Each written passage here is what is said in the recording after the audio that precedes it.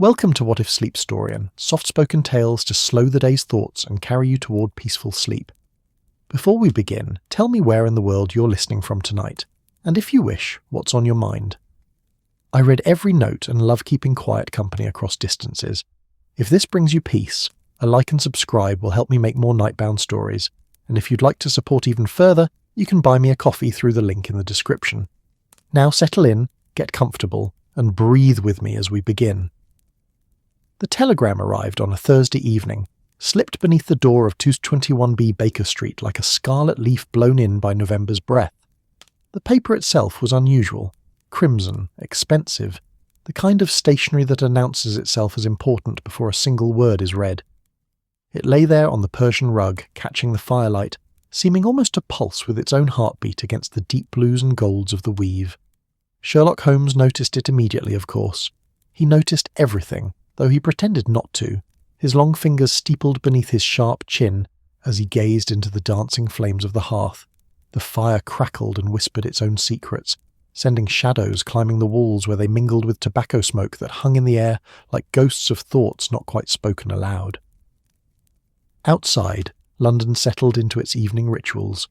The fog had arrived punctually at 5:30, as reliable as any civil servant, rolling through the streets with the lazy confidence of something that knows it owns the night. Gas lamps bloomed one by one along Baker Street, their glow softened and diffused by the mist until each became a small, drowsy sun barely able to keep its eyes open. The clop of hooves on cobblestones created a rhythm that might have been soothing if one didn't know that each sound represented someone heading somewhere, carrying their small burdens of secrets and sorrows through the November dark. Dr. John Watson sat in his favoured armchair, the one that had moulded itself to his shape over countless evenings just like this one. He held the Times loosely in his hands, though he hadn't turned a page in nearly 10 minutes. There was something hypnotic about these evenings at Baker Street. The warmth, the quiet punctuated only by the settling of coals and the distant sounds of the city, the sense of being suspended in amber while the world rushed past outside. "You're going to retrieve it eventually," Watson said without looking up from his newspaper. "The suspense is rather theatrical, even for you." Holmes's lips quivered into something that might have been a smile if it had tried a bit harder. "The telegram has been there for precisely 4 minutes and 20 seconds. I'm simply curious how long you'd wait before mentioning it. I mentioned it immediately in the way that matters, by noticing you'd noticed." Watson set down his paper with the careful precision of a man who'd learned that sudden movements could shatter these quiet moments. "Though I confess I'm more curious about why someone sends a telegram on crimson paper. Seems rather like shouting in church." "An apt analogy." Holmes unfolded himself from his chair with a kind of grace that suggested his limbs were operated by different laws of physics than those governing ordinary men. He crossed to the telegram in 3 strides, each step deliberate, and lifted the paper between finger and thumb as though it might burn. The firelight made the crimson glow like old blood. He returned to his chair, angling the telegram toward the light. Watson watched his friend's face, that remarkable face that could shift from boredom to intensity as quickly as London weather changed from clear to fog. Something flickered across Holmes's features now, something that might have been interesting, or might have been concerned. With Holmes, the two were often impossible to distinguish. "Well," Watson prompted, fighting the urge to lean forward. One learned patience around Sherlock Holmes, though the lesson never quite took. "The first candle gutters at midnight," Holmes read aloud, his voice taking on the peculiar flat quality he used when presenting evidence. "Watch the clerk who counts foreign coins but cannot account for his own heart. The secrets he keeps will follow him to silence. Unsigned, undated, unrepentant."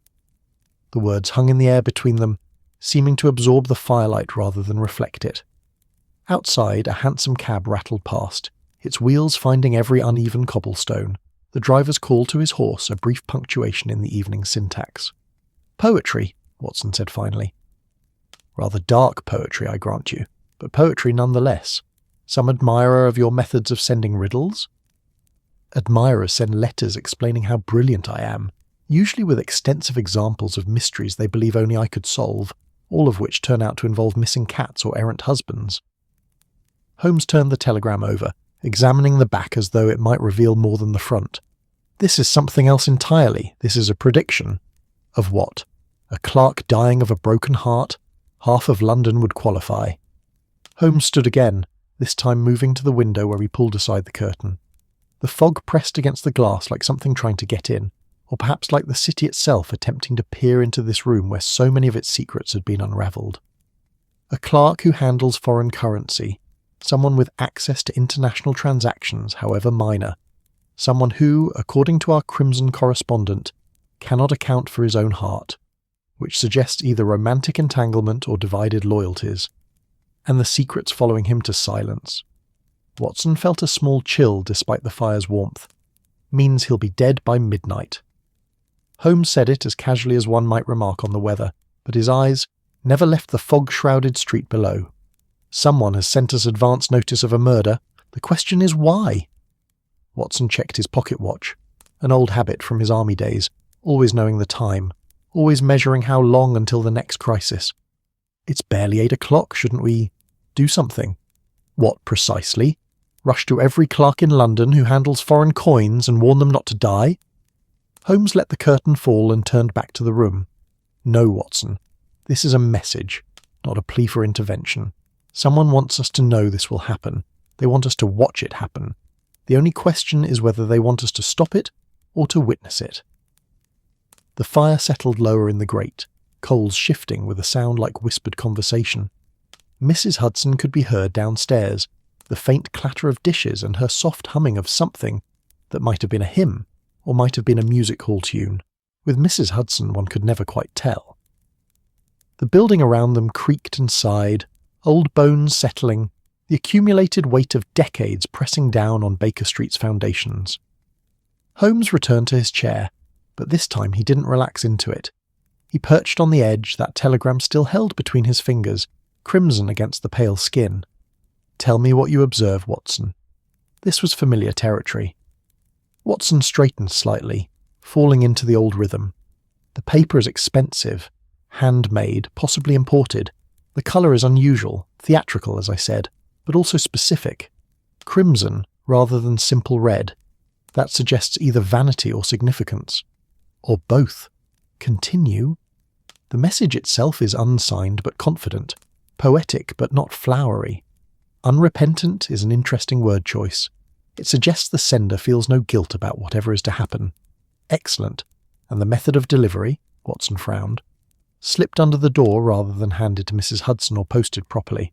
So the sender either didn't want to be seen or couldn't risk being seen. Late afternoon, early evening delivery, when the streets are busy and Baker Street would have enough foot traffic to provide cover. Very good. Now, the most important question, why crimson? Watson considered. The fire popped, sending a small shower of sparks up the chimney. Somewhere in the building a clock began to chime the hour. 8 slow, sonorous notes that seemed to count down something more significant than the passage of time. A signature, he ventured. Something to make their communications immediately recognisable? Precisely. Which means this isn't the last we'll see of crimson telegrams. Holmes finally set the paper down on the small table beside his chair, but his eyes never left it.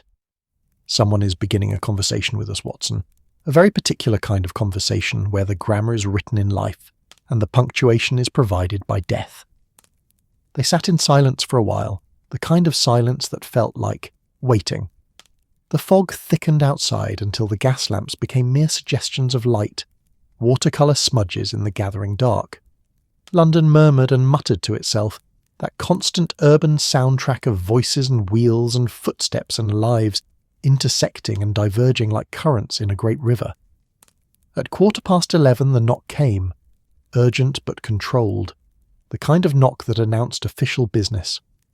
Mrs. Hudson's footsteps on the stairs, her quiet protest about the lateness of the hour, then heavier boots ascending. Inspector Lestrade entered like a man who'd been running, his face flushed, his hat askew. Mr. Holmes, Dr. Watson, I'm sorry to disturb you so late, but we've had a curious death. Thought you might want to know. Holmes didn't move from his chair.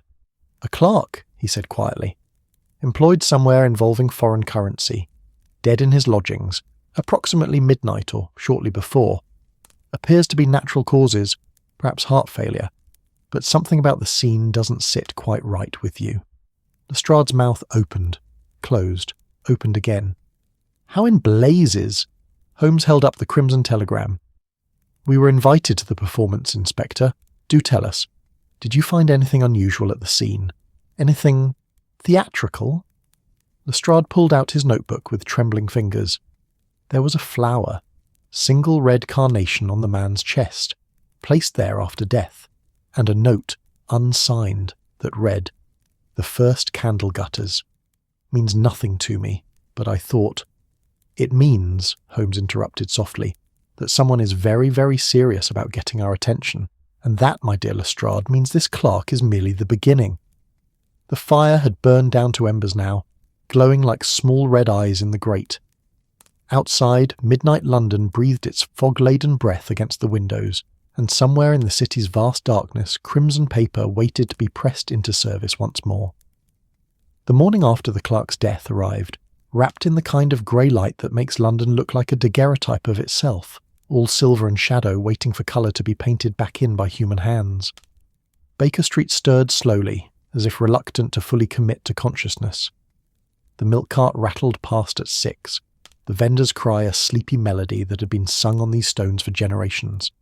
Somewhere a baby wailed, and somewhere else a woman sang softly to quiet it, and the city assembled itself piece by piece from these small domestic sounds. Holmes hadn't slept. Watson knew this without asking, recognised the particular quality of stillness that surrounded his friend when he'd spent the night in thought rather than rest.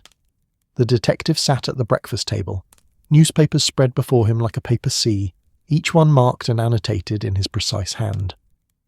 The morning light, thin as it was, caught the angles of his face and made him look carved from marble, some memorial to concentration itself. "Coffee, Holmes," Watson ventured, pouring himself a cup from the pot Mrs. Hudson had left.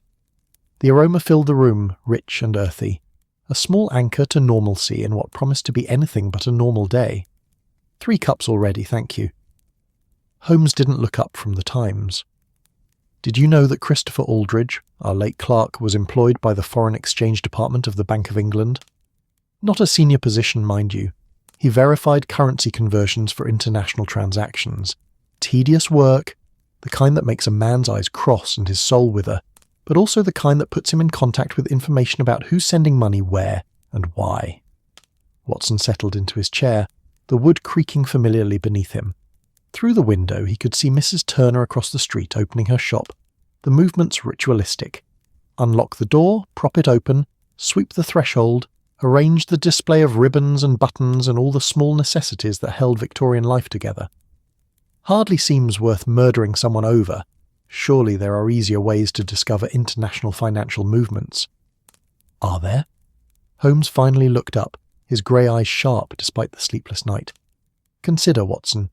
The official records show transactions, yes, but a clerk sees patterns. He notices when a particular merchant suddenly begins transferring unusual amounts to Berlin. He observes when diplomatic payments follow routes that don't quite align with stated foreign policy. He becomes, without meaning to, a living repository of information that might not exist anywhere else in quite the same way. And someone wanted that repository closed." Watson bit into toast that Mrs. Hudson had buttered with her usual generous hand. The simple act of eating, of tasting butter and bread, felt almost defiant given the subject matter. Holmes rose and moved to the mantelpiece where several telegrams lay arranged like cards in some elaborate game of patience. Lestrade's preliminary report confirms heart failure. No signs of violence, no evidence of poison that their initial examination could detect. By all appearances, Christopher Aldridge simply stopped living at approximately 11:45 last night. The red carnation and the note were the only theatrical touches. You think it was murder despite appearances. I know it was murder because of them. Holmes picked up one of the telegrams, not crimson, Watson noted, but the ordinary yellow of standard post office issues. "This arrived at 7 this morning, from my correspondent at the Sûreté in Paris. A minor functionary in their Ministry of Finance died last evening. Their time, roughly concurrent with Aldridge's death here. A man named Jules Petit, whose job involved reconciling international postal accounts." The coffee had gone cold in Watson's cup. "That's a remarkable coincidence." "I don't believe in remarkable coincidences, Watson. I believe in remarkable plans." Holmes returned to the table, bringing with him a map of Europe that he unfolded across the breakfast things, with casual disregard for the marmalade. 2 men, 2 cities, 2 deaths that appear natural. Both men handled international transactions of the most mundane sort. Both died within an hour of each other, and both, I would wager, had received some kind of warning. A flower, a note, something theatrical. Watson studied the map. London and Paris, those twin poles of European civilization marked with Holmes' characteristic precision. You think there will be more? It wasn't quite a question, but Holmes answered anyway. I think someone is collecting something, or erasing something, or perhaps both. He traced his finger across the map from London to Paris to Berlin to Vienna, the great capitals connected by invisible threads of commerce and diplomacy and espionage. The question is whether these men knew each other, or whether they simply knew things that together formed a larger picture. The morning aged slowly, the grey light ripening into something almost resembling sunshine, though it remained watery and uncertain. Holmes sent a flurry of telegrams, his network of informants and contacts spreading across Europe like a spider's web, each strand trembling with the possibility of information. Watson watched his friend work with the admiration of long familiarity. Holmes at his best was a marvel of directed energy, every movement economical, every word precisely calibrated. At 11:30, Mrs. Hudson announced a visitor. "A Mr. Cornelius from the Foreign Office," she said, her tone suggesting she didn't entirely approve of government men calling at such hours, disrupting the household's rhythm.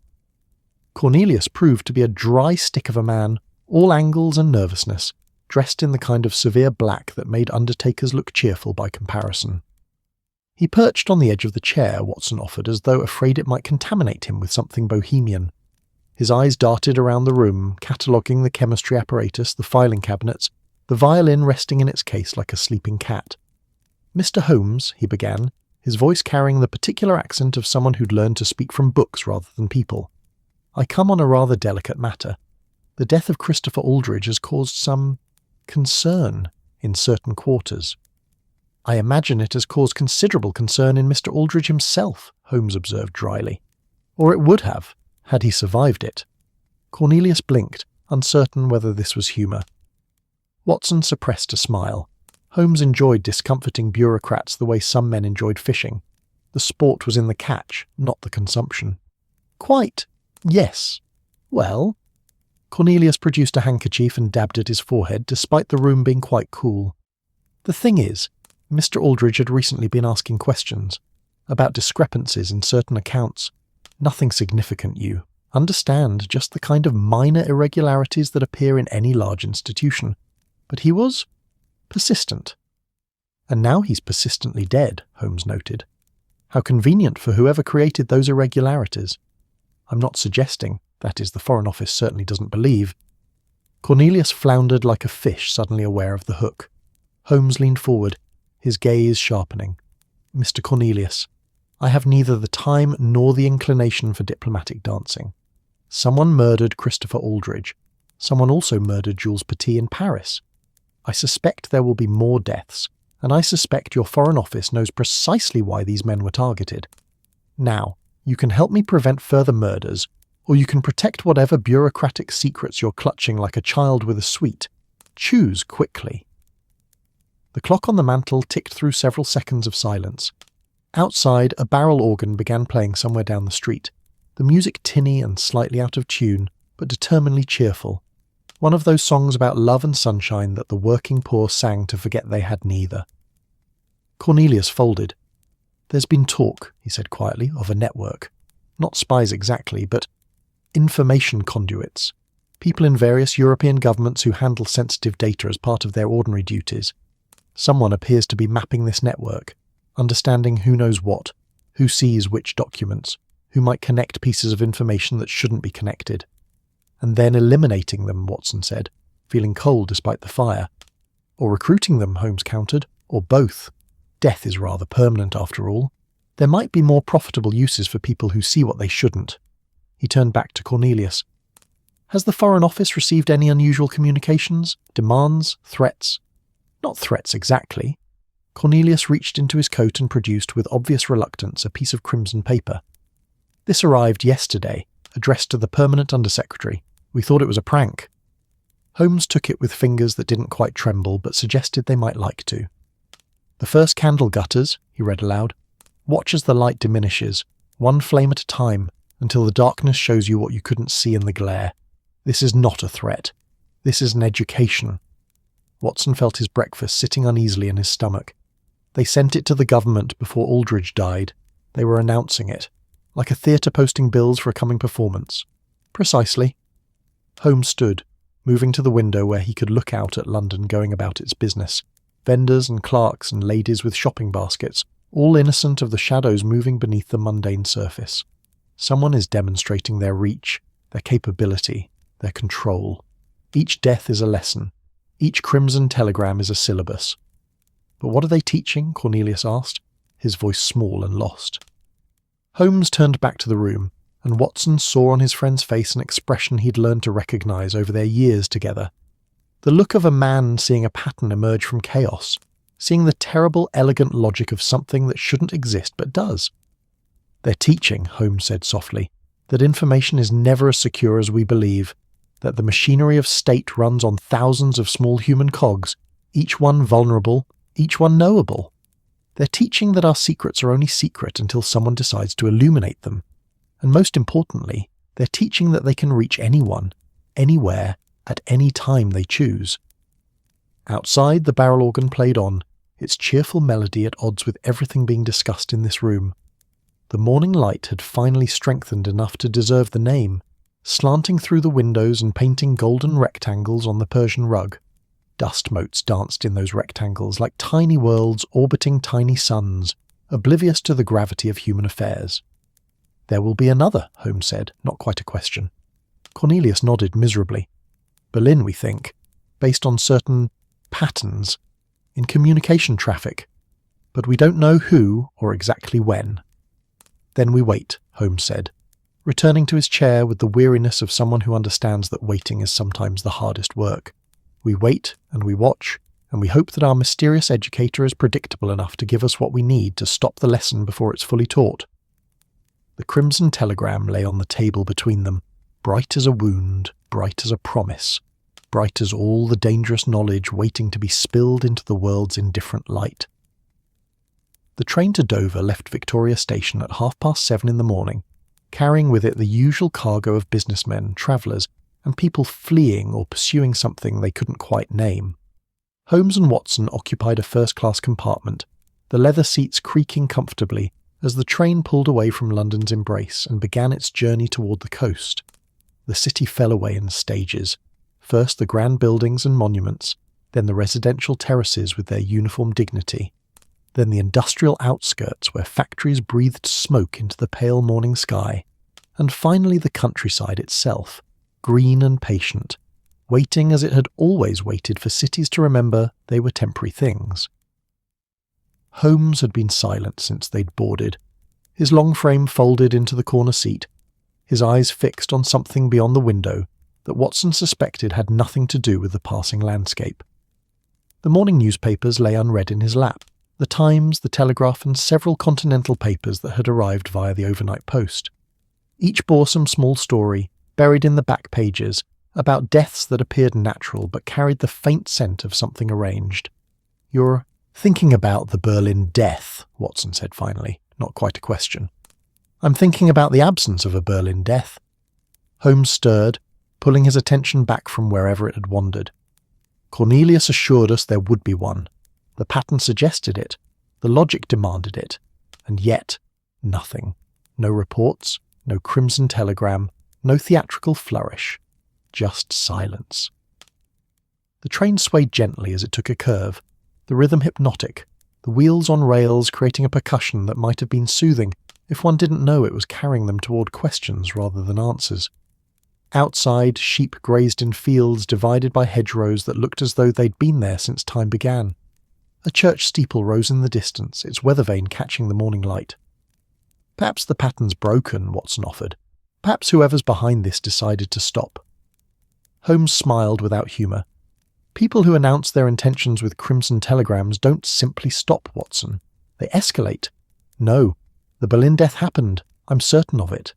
The question is why we haven't heard about it, and what that silence means. They'd come to Dover because Holmes had a theory, one he'd been developing through the long night hours while Watson slept. It had taken shape slowly, assembled from pieces that didn't quite fit until one looked at them from an angle that made the impossible seem merely improbable. The theory suggested that the deaths weren't murders at all, not in the traditional sense, that Christopher Aldridge and Jules Petit and whoever had vanished in Berlin weren't dead but disappeared, that someone had created the most perfect alibi imaginable, a death certificate, a funeral, a closed case. "Consider the mechanics," Holmes had said over breakfast, his second pot of coffee growing cold while he sketched diagrams on the back of an envelope. A man in his lodgings alone dies of apparent heart failure. The landlady finds him, summons the police, who summon a doctor. The doctor examines the body, finds no obvious signs of foul play, and certifies death by natural causes. The body is removed to the undertaker, prepared for burial, and within days is underground or burned. At each step there are people who could be bribed, fooled, or coerced. A landlady who sees what she's told to see, a doctor with gambling debts or a fondness for opium, an undertaker who's buried more secrets than corpses. The machinery of death in Victorian England is remarkably easy to manipulate if one has resources and imagination.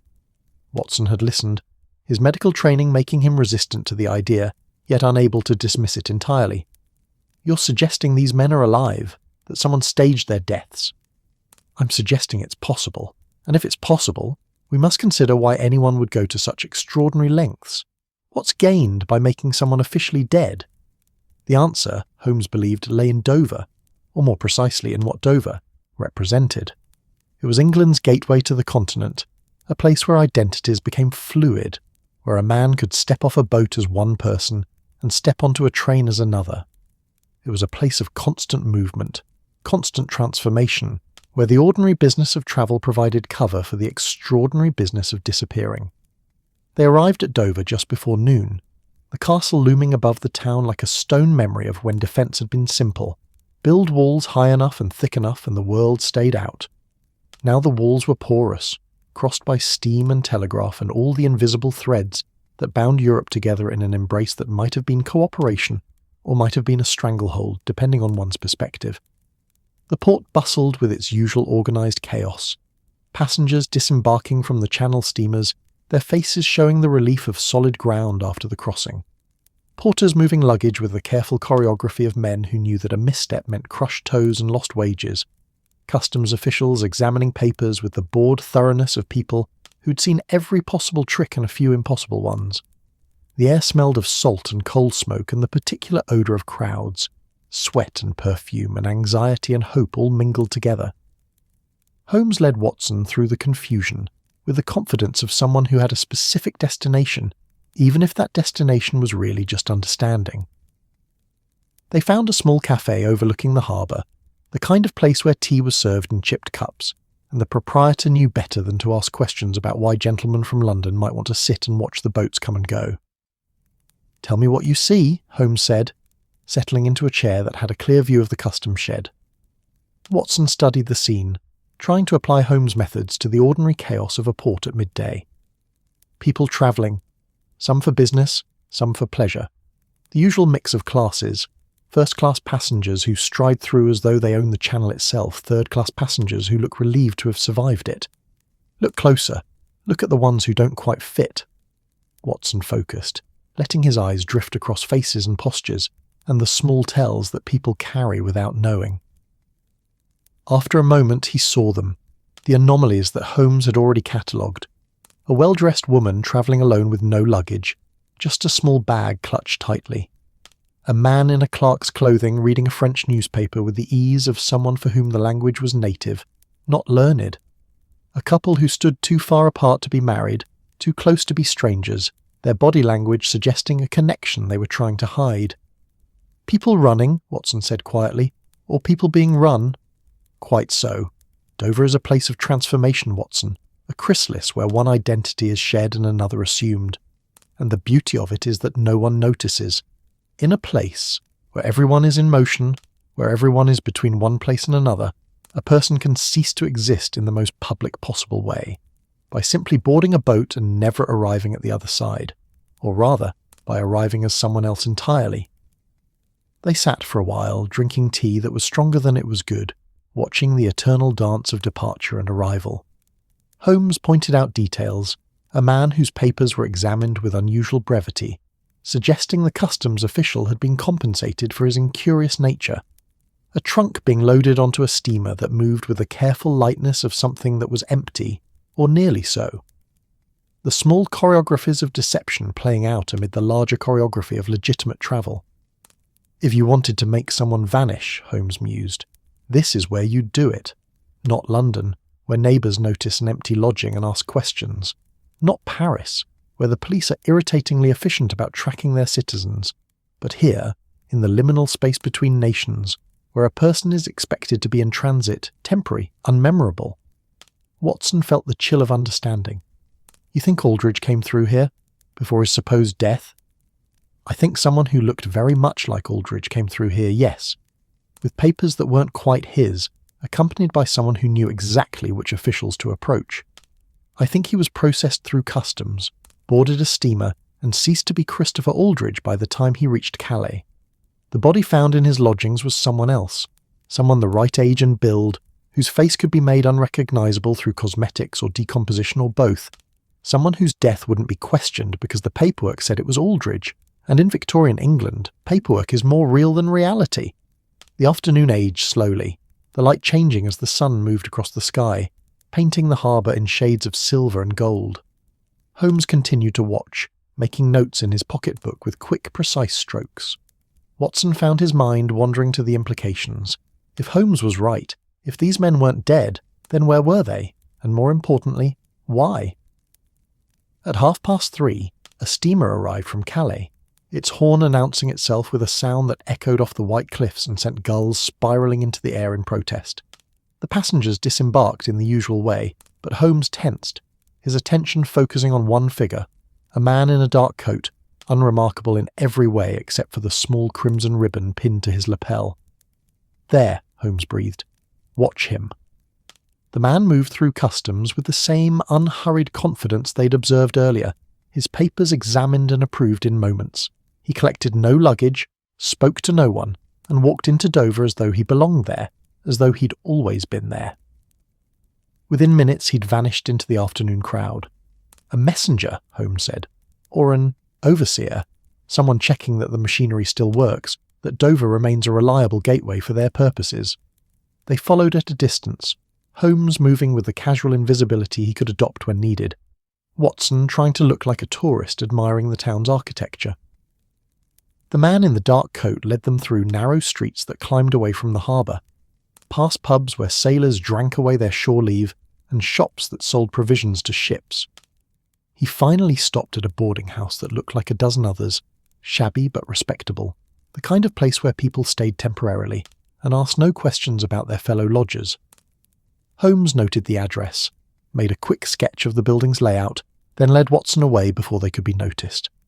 They returned to their cafe, now empty except for an old man reading a week-old newspaper, with the careful attention of someone for whom news was always new.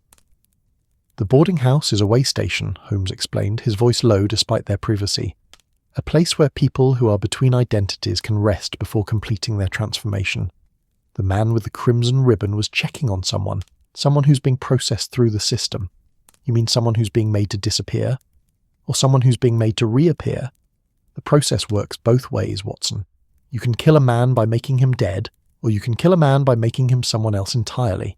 The first is murder. The second is something we don't quite have a word for. The light was beginning to fade now, the sun sinking toward the horizon, turning the channel into hammered copper. The boats continued their endless commerce, carrying people and goods and secrets across the water that separated England from the continent by mere miles, but by cultures and languages and laws that might as well have been oceans. Tomorrow we'll visit the boarding house, Holmes said. Tonight, I want to understand the administrative side, the death certificates, the burial records. Someone has to be falsifying documents, and falsified documents leave traces. They always do. They found lodgings at a hotel near the harbour, a place that catered to travellers waiting for morning tides or evening trains. Watson's room overlooked the water, and he stood at the window as night fell completely, watching the lighthouse on the cliff begin its patient work of warning ships, away from rocks they couldn't see. The light swept across the darkness in steady rhythm, illuminating nothing but itself, a metaphor so obvious it made him smile despite everything. Below, Dover settled into its evening routines. Pubs filled with workers finishing their shifts, their laughter floating up through the streets. The harbour lights reflected in the black water, doubling themselves, making the world seem larger than it was. Somewhere out there, in the darkness between England and France, steamers continued their crossings, carrying their cargo of humanity from one shore to another, and among that cargo, Watson now understood, were people who existed in a strange liminal state, not quite dead, not quite alive, transformed into something that had no proper name. He thought about Christopher Aldrich, about Jules Petit, about whoever had vanished in Berlin. Were they grateful for their new lives, or were they prisoners of them? Had they chosen this transformation, or had it been forced upon them? And what did it mean that someone had created a system sophisticated enough to move people across borders as though they were ghosts, visible only when they chose to be seen?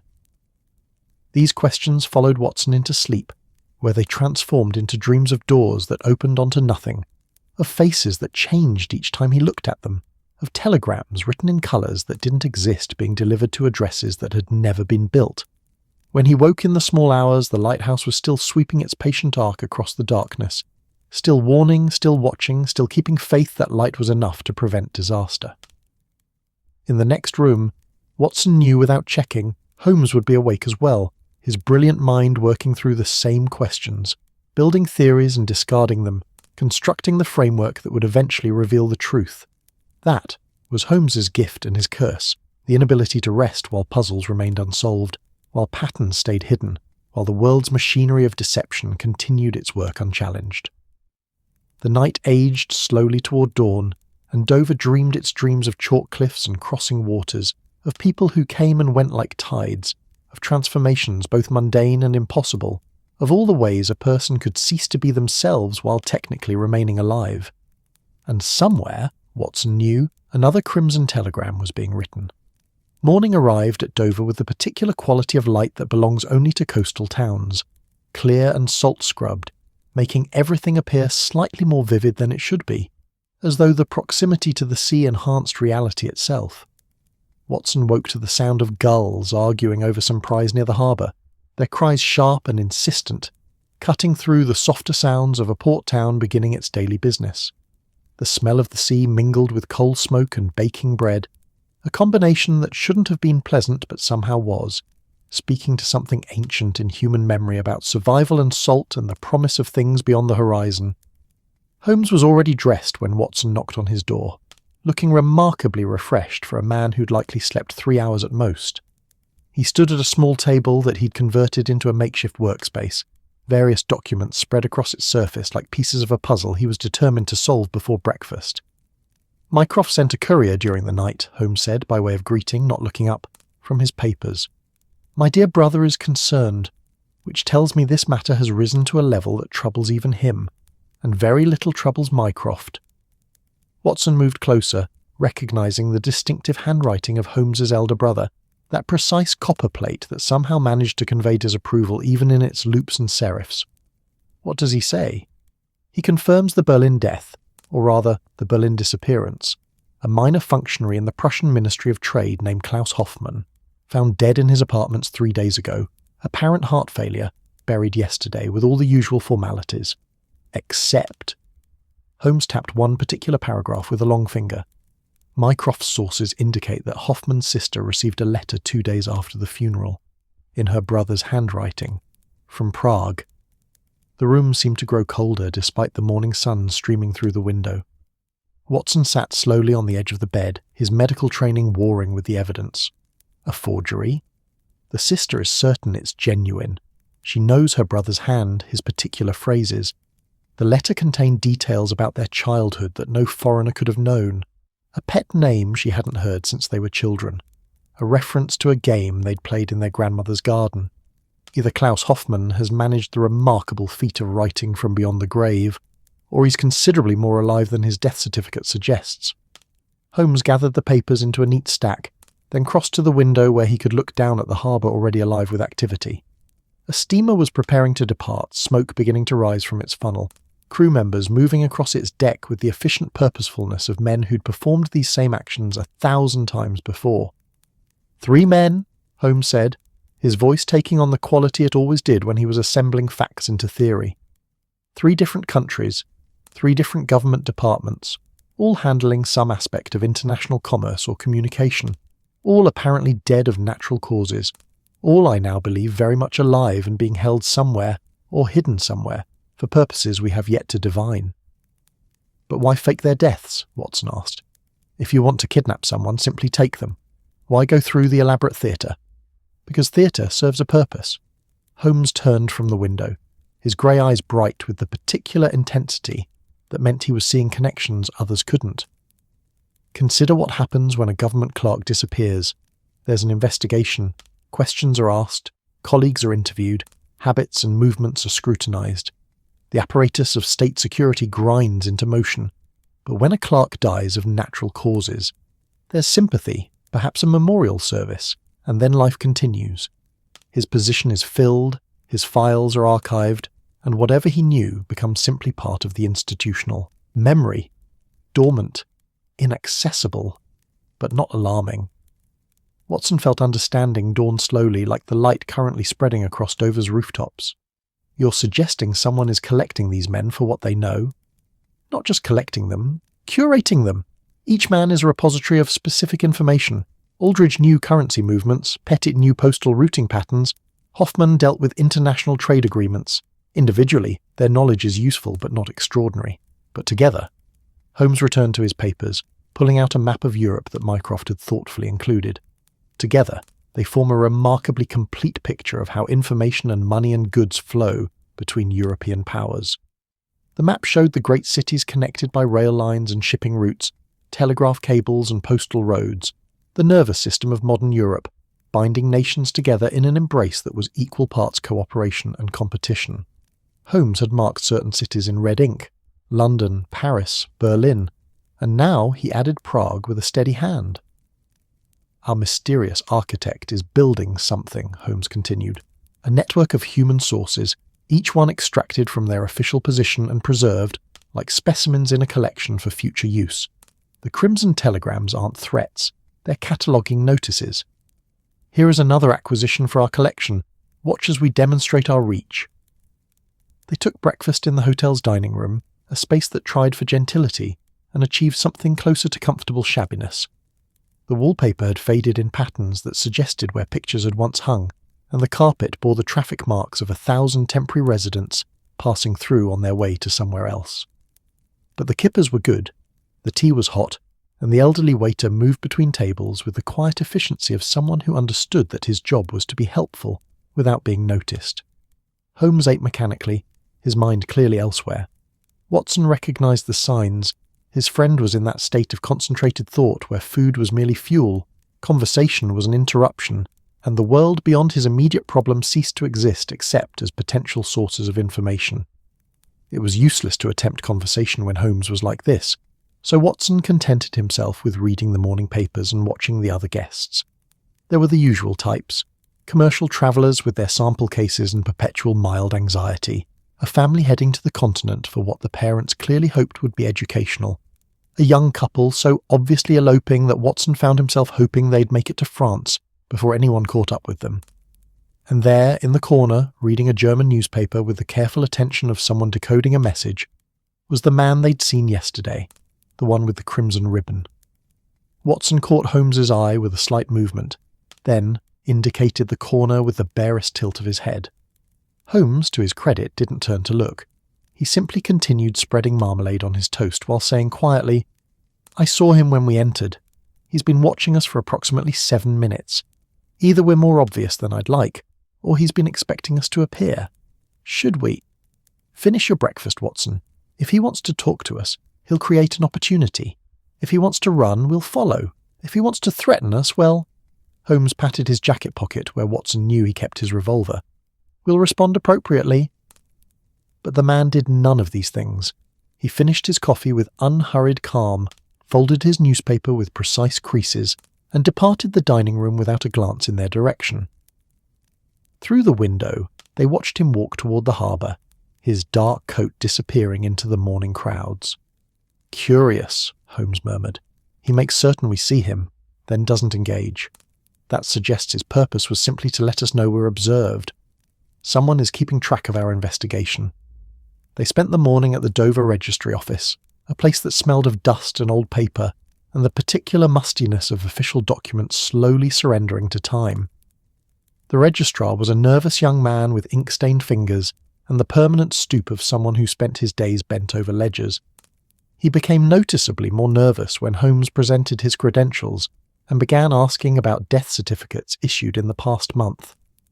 "I assure you, Mr. Holmes, everything is in order," the registrar insisted, his voice rising slightly.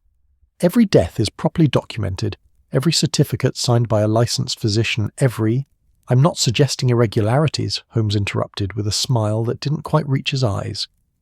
"I'm simply interested in the process. How does one verify, for instance, that a body being registered for burial is indeed the person named on the certificate?" The registrar blinked several times, as though the question had never occurred to him. "Well, the physician certifies the identity, and the undertaker, and if there are family members or friends who identify the deceased, but you personally don't verify." "I'm not a medical man, Mr. Holmes. I simply record what the proper authorities tell me. If Dr. Whitmore says the deceased is Mr. John Smith, then I register the death of Mr. John Smith. That's how the system works." Holmes nodded slowly, making notes in his pocketbook. "And Dr. Whitmore, he's one of the physicians commonly called for sudden deaths in Dover?" "One of several, yes. Very respectable man. Been practicing here for 20 years. "I'm certain he has. Tell me, does he have any particular financial difficulties? Gambling debts, perhaps? An expensive mistress? A fondness for laudanum?" The registrar's face flushed red. "I really couldn't say, Mr. Holmes, and I don't think it's proper to suggest—" "I'm not suggesting anything," Holmes said mildly. "Simply asking, though I notice you haven't denied any of those possibilities. Thank you for your time. You've been most helpful." Outside, in the cold clarity of midday, Watson turned to his friend. "You think Dr. Whitmore is involved?" "I think Dr. Whitmore is human, which means he's vulnerable to the same inducements as any other human. Money, blackmail, threats, the usual currencies of corruption.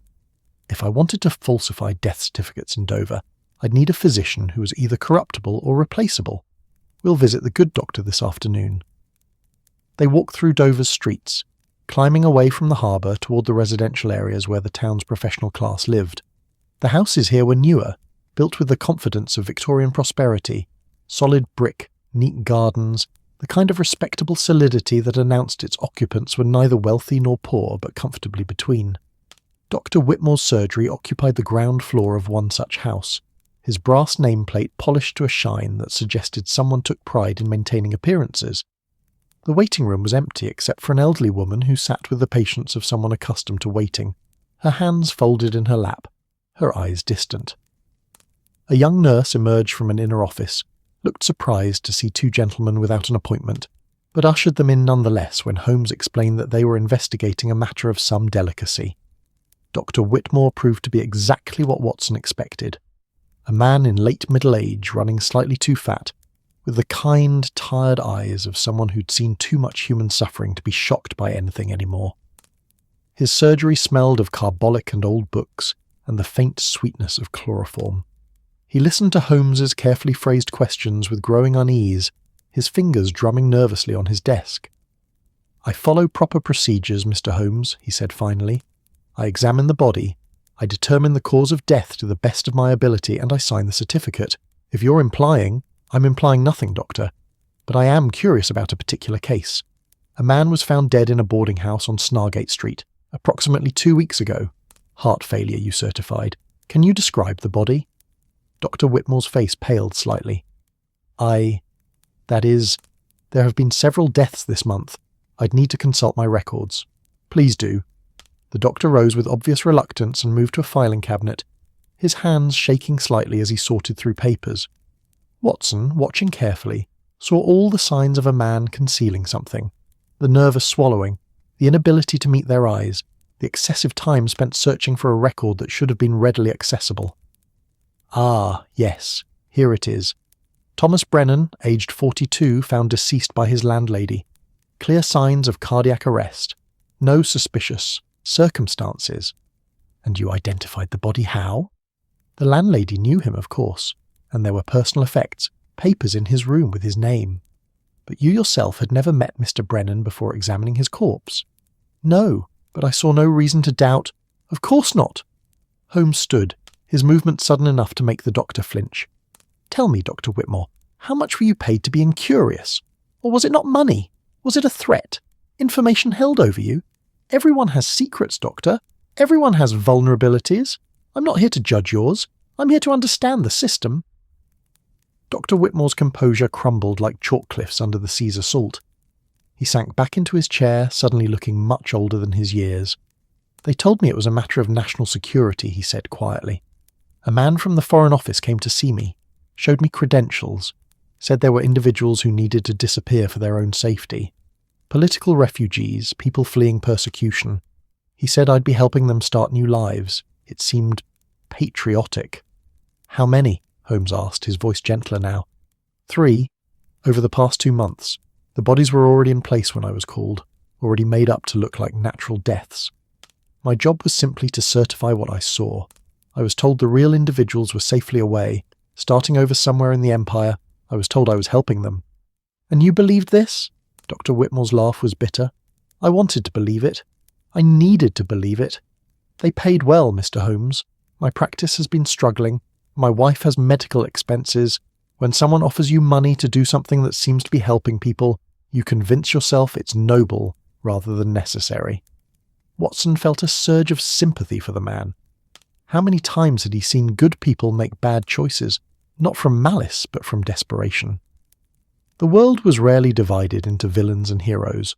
More often it was just tired people making compromises they'd regret later.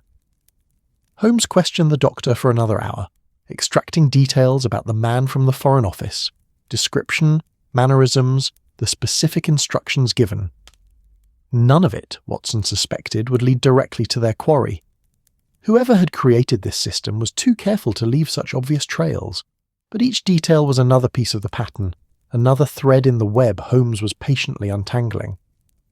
When they finally left, the afternoon was aging toward evening, the light turning golden over Dover's rooftops. They walked in silence for a while, both processing what they'd learned. The town continued its eternal business around them. Children playing in narrow streets, women hanging washing in small gardens, men heading home from the docks with a particular weariness of physical labour. 3 in Dover alone, Watson said finally. How many others in how many other ports? Mycroft's telegram mentioned unusual death patterns in Hamburg, Marseille and Rotterdam. If we assume similar numbers, 15 to 20 men extracted from various European governments over the past several months. Each one a living library of specific information. Each one presumably held somewhere safe, somewhere isolated, where they can be consulted as needed. Consulted about what? That, Watson, is the question that keeps me awake at night. What knowledge could be so valuable that someone would create an entire system to preserve it? What are they planning that requires such extensive intelligence about European commerce and communication? Holmes stopped walking, turning to face the channel, where the evening light painted the water in shades of copper and rose. And most importantly, who are they working for? This isn't the action of a single government. No nation would risk a diplomatic catastrophe if this were discovered. This is someone operating outside national interests, someone with resources, imagination, and absolutely no regard for the normal rules of international behaviour. A steamer's horn sounded, melancholy and vast, echoing off the white cliffs. Birds wheeled overhead, their cries mixing with the sound until it became a kind of music, the eternal song of coasts, of boundaries, of the places where one thing becomes another. We're being watched again, Watson said quietly, having caught a glimpse of the man with the crimson ribbon standing near the harbour wall. I know. He's been following us since we left Dr. Whitmore's surgery. I believe it's time we had a conversation with our persistent shadow. Shall we? They turned and walked directly toward the man, who made no attempt to flee. As they drew closer, Watson could see he was younger than he'd initially appeared, perhaps 30, with the kind of anonymous face that would disappear in any crowd. But his eyes were remarkable, dark, intelligent, and completely unafraid. "Gentlemen," he said when they reached him, his English accented but precise. "My employer has been hoping you'd reach this point in your investigation. He'd very much like to meet you. Tonight, if you're willing. There's a matter he wishes to discuss that he believes will be of considerable interest to you both." Holmes's expression revealed nothing. "And if we decline this generous invitation?" The man smiled, not unkindly. "Then you'll continue your investigation without certain information that might prove crucial. My employer doesn't threaten Mr. Holmes. He offers opportunities. What you do with them is, as always, your choice." The sun touched the horizon, turning the whole world briefly crimson. The water, the cliffs, the very air itself seemed stained the colour of the telegrams that had started this entire affair, and Watson, watching that transformation, felt they were standing at another kind of threshold, about to cross from the known world into something considerably stranger. The address the man provided led them away from Dover's respectable centre toward the older part of town where medieval streets twisted like a maze designed by someone who'd never heard of straight lines. The buildings here leaned toward each other across narrow passages, their upper stories nearly touching, creating tunnels of shadow even in daylight. Now, with evening settling over the town like a velvet curtain, these streets became something from a different century entirely.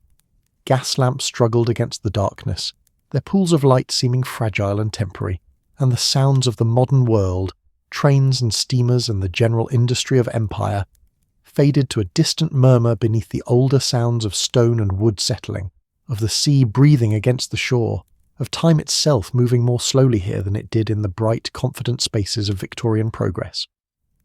Holmes led the way with Watson close behind, both men alert but not obviously wary. They'd agreed, in the brief conversation following their encounter with the crimson-ribboned messenger, that this meeting was an opportunity too valuable to decline, despite its obvious dangers. Someone wanted to talk to them, wanted to explain themselves, and in Holmes's experience, villains who felt compelled to explain were villains who'd made a mistake. The mistake of believing their own cleverness was so remarkable, it deserved an audience. The building they sought proved to be a former coaching inn, the kind of establishment that had once been vital to the town's commerce, but now existed in a state of genteel decay, waiting for either restoration or demolition to claim it. The sign hanging above the door, the Green Man, creaked in the evening breeze, its painted figure faded almost to ghostliness. Light showed in several upper windows, warm and inviting in a way that felt calculated, as though someone had studied exactly how to make a trap look like a sanctuary. "Are we walking into an ambush?" Watson asked quietly, his hand resting casually near his jacket pocket where his service revolver waited. "Almost certainly," Holmes replied with a smile that suggested he found the prospect more interesting than alarming. "But I don't believe it's that kind of ambush. If someone wanted us dead, Dover offers a dozen better opportunities. A knife in a dark street, an accident at the harbour, a convenient fall from the cliffs. No, this is an intellectual ambush. Someone wants to demonstrate their superiority. That kind of vanity is useful. It makes people careless in predictable ways." They entered through a door that opened before they could knock, revealing a narrow hallway lit by candles rather than gas. Another theatrical touch, Watson noted. The man with the crimson ribbons stood waiting, his face now showing hints of nervousness that hadn't been present during their earlier encounter. He gestured towards stairs that led upward into the building's warm interior. "My employer is in the private dining room," he said. "He asks that you leave any weapons with me, a gesture of mutual trust." Holmes laughed, a sound with no humour in it. "If your employer requires such gestures, he understands nothing about trust. We'll keep our revolvers, thank you. If that's unacceptable, we'll return to our hotel and he can send his explanations by post." The messenger hesitated, clearly weighing options, then nodded with visible relief. "As you wish. Please, follow me." The stairs were narrow and steep, the kind that had been built when people were generally shorter and certainly less concerned with safety regulations. The walls were lined with old prints showing Dover in earlier centuries, the castle more prominent, the harbour smaller, the whole town existing in a simpler relationship with the sea and the continent beyond.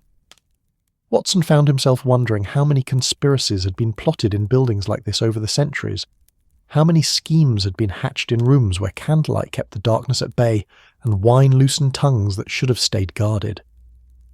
The private dining room occupied the entire top floor, a space that must once have hosted travellers' gatherings and merchants' negotiations. The ceiling was low, crossed by dark beams that bore the marks of centuries, and the windows looked out over Dover's rooftops toward the harbour, where ships' lights were beginning to glow like earthbound stars. A fire burned in the hearth, more for atmosphere than warmth, and a table had been set for 3 with the kind of attention to detail that suggested their host took hospitality seriously even when conducting business that existed well outside the boundaries of law and propriety. The man who rose to greet them was not what Watson had expected. In his imagination, he'd constructed someone theatrical, caped perhaps, or at least possessed of the kind of dramatic presence that matched crimson telegrams and elaborate conspiracies. Instead, their host was almost aggressively ordinary, medium height, medium build, dressed in a well-tailored but unremarkable suit, with brown hair beginning to grey at the temples and a face that would be forgotten 5 minutes after leaving a room. Only his eyes suggested anything unusual. They held the particular quality of intelligence that comes not from education, but from having observed human nature in all its varieties and learned to see patterns others missed. "Mr. Holmes, Dr. Watson," he said, his voice carrying a faint accent that might have been German or Austrian or Czech, something from the continent's middle reaches where borders had shifted so often that language itself became fluid. "Thank you for coming. I'm aware this is irregular, but I hope you'll understand that my circumstances require a certain amount of irregularity. Please, sit. I've taken the liberty of ordering dinner. I find conversations go better when accompanied by good food and wine." "You'll forgive us if we decline the wine," Holmes said, settling into a chair with his back to the wall, a position that gave him clear views of both the door and the windows. "I prefer my wits undiluted when discussing matters of murder and international conspiracy." "Murder?" Their host looked genuinely surprised. "Mr. Holmes, I've committed many sins, but murder isn't among them. I've dedicated myself to preserving lives, not ending them. You've faked the deaths of at least 20 men across Europe. You've created documents that will cause their families to mourn them as deceased. You've employed corrupt officials, bribed physicians, and manipulated the machinery of government to serve your purposes.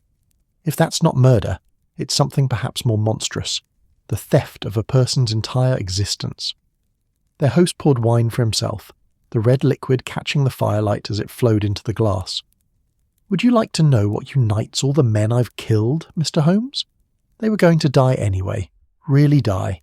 Each one had attracted the attention of people far less scrupulous than myself, people who solved problems with bullets and poison and unfortunate accidents. I offered them an alternative, death by paperwork rather than death by violence, a chance to vanish and live rather than remain visible and die. How is that monstrous?" Watson felt the uncomfortable prick of the man's logic. It was the same sensation he'd experienced with Dr. Whitmore, the realization that morality was rarely as clear-cut as one wished it to be. "You're suggesting you saved these men?" "I'm not suggesting it, Doctor. I'm stating it as fact. Christopher Aldridge had stumbled onto currency irregularities that implicated certain members of Parliament in an embezzlement scheme. He was a decent man, conscientious, and he'd started asking questions. Within days he would have met with an accident, a mugging gone wrong perhaps, or a fall from a train platform. I offered him another path. Jules Petit was similar. He'd discovered that diplomatic pouches were being used to transport something other than diplomatic correspondence. Klaus Hoffmann had learned too much about arms sales to parties that European governments officially claimed not to be arming. All of them were dead men who simply hadn't stopped breathing yet. I gave them the opportunity to stop breathing officially while continuing unofficially. Holmes leaned back in his chair, his fingers steepled beneath his chin, in that characteristic pose that meant he was analysing information at speeds Watson could only marvel at. "And in exchange for this generous service, you now possess 20 human repositories of sensitive information, living libraries that you can consult about government corruption, secret treaties, financial irregularities, essentially a complete map of European powers' official business and unofficial activities. How philanthropic of you to go to such trouble for nothing in return." Their host smiled, acknowledging the hit. "I never claimed to be purely philanthropic, Mr. Holmes. Yes, I now possess considerable information. Yes, that information has value. But consider the alternative. Those men dead, their knowledge lost, and the corruption they discovered continuing unchecked. I've preserved evidence that might otherwise have disappeared. I've kept alive witnesses who might otherwise have been silenced. Is that villainy or a rather dark form of justice? It's leverage, Holmes said flatly.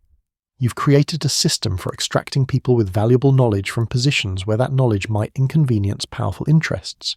And in doing so, you've built an intelligence network that operates outside any governmental control. The question isn't whether your intentions were noble. Intentions are the refuge of the weak-minded. The question is what you intend to do with this network now that you've built it. A knock interrupted them, and the messenger entered bearing covered dishes that he arranged on the table with practiced efficiency. The smell of roasted meat and herbs filled the room, making Watson acutely aware that they'd missed lunch and that his stomach had opinions about this oversight. When the messenger departed, their host gestured to the food. "Please, eat. Whatever you think of me, my cook is innocent and her work deserves appreciation." They ate in silence for several minutes. The food was indeed excellent.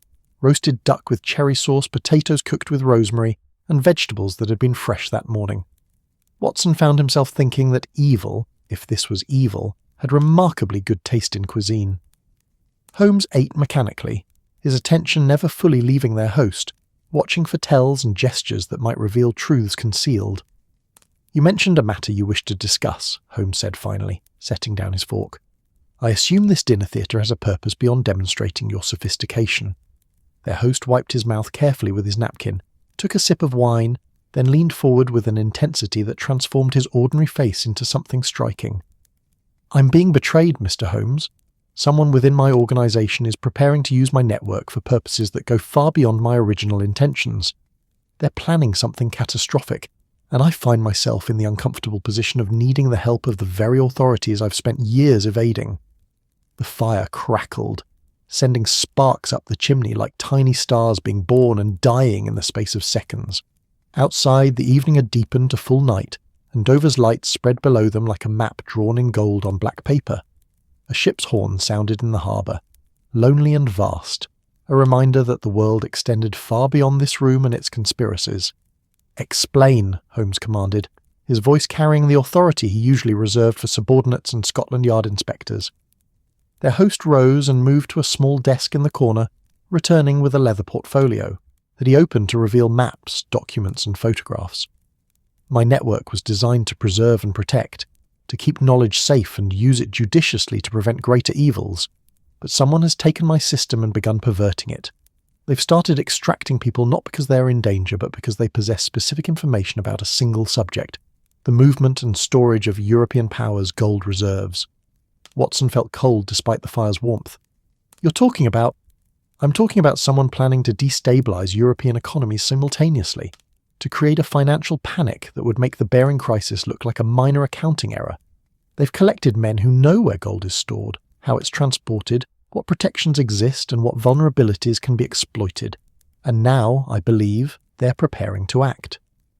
Holmes examined the documents with the focused intensity of a jeweller studying a suspicious diamond. Watson looked over his shoulder, seeing maps of major European cities with certain buildings marked in red, lists of names in multiple languages, communication intercepts that suggested coordination across borders. The scope of it was staggering. Not the work of months, but of years, a conspiracy built with patience and precision. "When?" Holmes asked without looking up. "There's a summit in Vienna in 10 days. Representatives from every major European power gathering to discuss colonial boundaries and trade agreements. The planning suggests that's when the strike will occur. Maximum chaos, maximum witnesses, maximum political impact. If Europe's financial system collapses while its leadership is gathered in one city, the results would be..." He trailed off, shaking his head. "Catastrophic is the word you used earlier," Watson said. "Revolution. War. The collapse of governments." "Precisely, Doctor. And whoever orchestrated this will position themselves to profit from the chaos, buy assets at collapsed prices, manipulate the rebuilding, emerge as power brokers in whatever new order rises from the ashes." Holmes set down the documents and turned to face their host directly. "Why should we believe you? This could all be misdirection, a way to use us to eliminate rivals or to provide cover for your own operations. You've admitted to creating this network. Why shouldn't you be the one planning to weaponize it?" Their host met Holmes' gaze steadily. "Because if I were planning something so ambitious, Mr. Holmes, I would never have allowed myself to be discovered. I would never have sent crimson telegrams announcing my actions. Those telegrams weren't my doing. They were warnings from the faction that's taken control of my network. Warnings to me that they no longer need my cooperation. They're demonstrating their power, showing me that they can operate openly and I can't stop them. Then why not go to the authorities yourself? Why involve us? Because the authorities are compromised. Network included people who could identify corrupt officials, remember? Some of those officials have realised what I possess and are working to either control or destroy it. If I approach Scotland Yard, I might find myself speaking to someone who has every reason to ensure I never speak again. But you, Mr. Holmes, you're outside the normal structures of power. You answer to no one but your own conscience and your own curiosity. That makes you the only person I can trust with this. The logic was sound, Watson had to admit, even if everything else about the situation felt like quicksand. The more one examined it, the less stable it became. He looked at Holmes, trying to read his friend's thoughts in the minute expressions that crossed that remarkable face. Holmes stood and walked to the window, looking out at Dover sleeping beneath its blanket of darkness. When he spoke, his voice was quiet but carried clearly in the room's stillness. You've created something remarkable, a system for making people vanish and reappear, for preserving knowledge that powerful interest wanted destroyed. But like every creator, you've discovered that your creation has developed its own momentum, its own purposes. You're Dr. Frankenstein, realizing your monster has thoughts of its own. A dramatic but accurate analogy, their host conceded. Will you help me stop it? Holmes turned from the window. I'll help prevent whatever catastrophe is being planned in Vienna. Not because I trust you, I don't. Not because I approve of your methods, I certainly don't. But because 20 men's lives hang in the balance, along with the stability of Europe's financial system and possibly its political order. That's rather more important than my personal opinions about your ethics. Relief washed across their host's face, making him look suddenly younger and more vulnerable. Thank you. I have information about where the extracted men are being held, the identities of key players in the Splinter faction, and intelligence about the Vienna operation. It's all in these documents. Which could be fabricated, Holmes noted, or partially accurate or accurate but incomplete. I'll verify everything independently. In the meantime, tell me about the leader of this Splinter faction. Who has the audacity to attempt something on this scale? Their host hesitated for the first time, and Watson saw genuine fear flicker across his features. That's the problem, Mr. Holmes. I don't know. They've covered their tracks remarkably well. All I have are code names and indirect evidence. But whoever they are, they understand my system better than I do, which suggests they were there when it was created, helped build it, knew its vulnerabilities from the beginning. Someone close to you then, or someone who was close to me. I've had to reorganize my operations completely, trusting no one, which is why I've been forced to approach you like this, dramatically, in person, risking capture to ensure the message was delivered directly. Holmes gathered the documents into the portfolio. We'll need to speak with some of your extracted men, verify their stories, understand what they were working on when they were removed from their positions. Can you arrange that? Some of them, yes. Others have already been moved by the Splinter faction. That's part of how I know something's wrong. The network is being reorganized without my input. They spent another hour going through details, names, locations, communication methods, the specific vulnerabilities in various European financial systems that might be exploited. Watson's head spun with the complexity of it, the layers upon layers of deception and counter-deception. This wasn't the straightforward crime they usually investigated. Stolen jewels or murdered aristocrats or blackmail schemes. This was something that operated at the level of nations and systems, where individual lives were merely data points in larger calculations. When they finally prepared to leave, their host walked them to the door. In the candlelight, he looked exhausted, as though the conversation had drained something essential from him. Mr. Holmes, he said quietly, I know what I've done is outside the law. I know that when this is finished, you'll likely ensure I face consequences for my actions. I accept that. But please understand, I've saved lives. Whatever else I am, I'm not a murderer. The men in my care are alive because of me. That has to count for something. Holmes studied him for a long moment. It counts, he said, finally. But so does everything else. The law exists for reasons, as do the structures you've so cleverly undermined. When this is resolved, we'll have a reckoning about that. For now, focus on stopping whatever catastrophe your creation has evolved toward." They descended the narrow stairs and emerged into Dover's night air, which felt shockingly cold and clean after the atmosphere of the dining room. The streets were nearly empty now, just a few late workers heading home and the eternal watchmen making their rounds. Holmes set a brisk pace back toward their hotel, the portfolio tucked under his arm like something precious and dangerous, which, Watson reflected, it most certainly was. "Do you believe him?" Watson asked when they were safely away from the Green Man and its conspiracies. "I believe he's terrified, which suggests at least part of his story is accurate. I believe he created something that's escaped his control. That much is obvious from the evidence. Whether he's the noble saviour he presents himself as, or simply a criminal who's been outmanoeuvred by more ruthless criminals." Holmes shrugged. "That remains to be determined. For now, we have work to do. We need to telegraph Mycroft, alert him to the Vienna threat. We need to verify the locations where these extracted men are supposedly being held. And we need to identify who in the Splinter faction has the skills and resources to, and plan something on this scale." They walked in silence for a while, the sound of their footsteps echoing off ancient walls. The sea breathed beyond the town, a rhythm that had existed long before humans built their complicated societies, and would continue long after those societies crumbled to dust. Watson found something oddly comforting in that. The reminder that even conspiracies and catastrophes were temporary things, when measured against the patient indifference of geology and tides. "Holmes," he said finally, "what if he's the one planning the Vienna operation?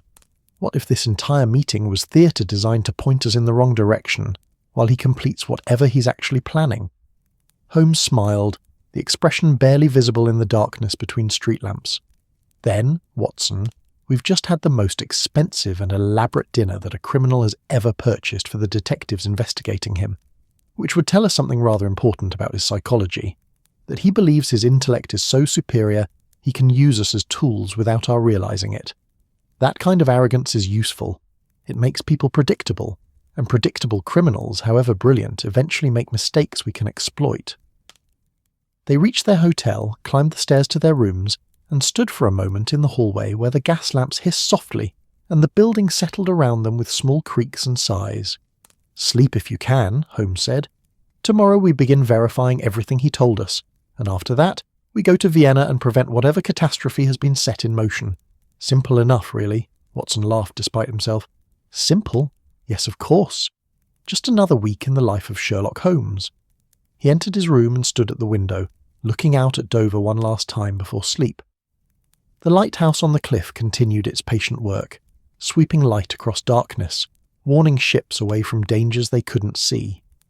And Watson thought about the 20 men who'd been made officially dead, about the Splinter faction planning financial chaos, about their mysterious host and his ambiguous morality. The world, he reflected, was considerably more complicated than the military campaigns of his youth, where at least you knew which side you were on and who you were supposed to be shooting at. Now the enemies were shadows, the battles were fought with information and deception, and right and wrong had become questions rather than certainties. It should have been disturbing. Instead, Watson found himself energized in a way he hadn't been in years.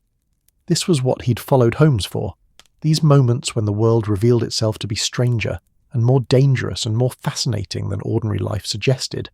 These moments when history pivoted on actions taken or not taken, when individual choices rippled outward to touch nations and economies and lives. He turned from the window and prepared for bed, knowing sleep would be difficult but necessary. Tomorrow they would begin untangling the network, following threads that stretched across Europe, racing against a timeline that ended in Vienna with either disaster or salvation.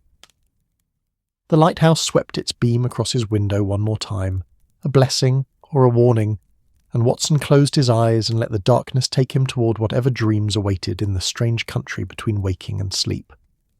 Vienna announced itself through the train window like a city determined to make an entrance. The Danube flowing broad and grey beneath bridges that had witnessed centuries of history, church spires rising toward a sky that seemed perpetually on the verge of either rain or revelation, and everywhere the peculiar golden light that made the Habsburg capital feel like it existed slightly outside of time, in a space where the past hadn't quite finished with the present and the future, waited patiently for permission to begin. Holmes and Watson had travelled for 2 days to reach this point, sleeping in snatches on trains that crossed borders, marked more by changes in architecture than any physical boundary. They'd spent the journey verifying what they could of their mysterious host's information. Telegrams flying between Baker Street and Mycroft's offices, careful inquiries made through Holmes' network of informants, visits to 2 locations where extracted men were supposedly being held. One location had proven accurate, a country house in Kent where they'd found 3 former government clerks living under assumed identities, guarded but not imprisoned, their fear palpable when Holmes explained why he'd come. The other location had been empty, recently abandoned, suggesting the splinter faction was indeed moving pieces in preparation for something.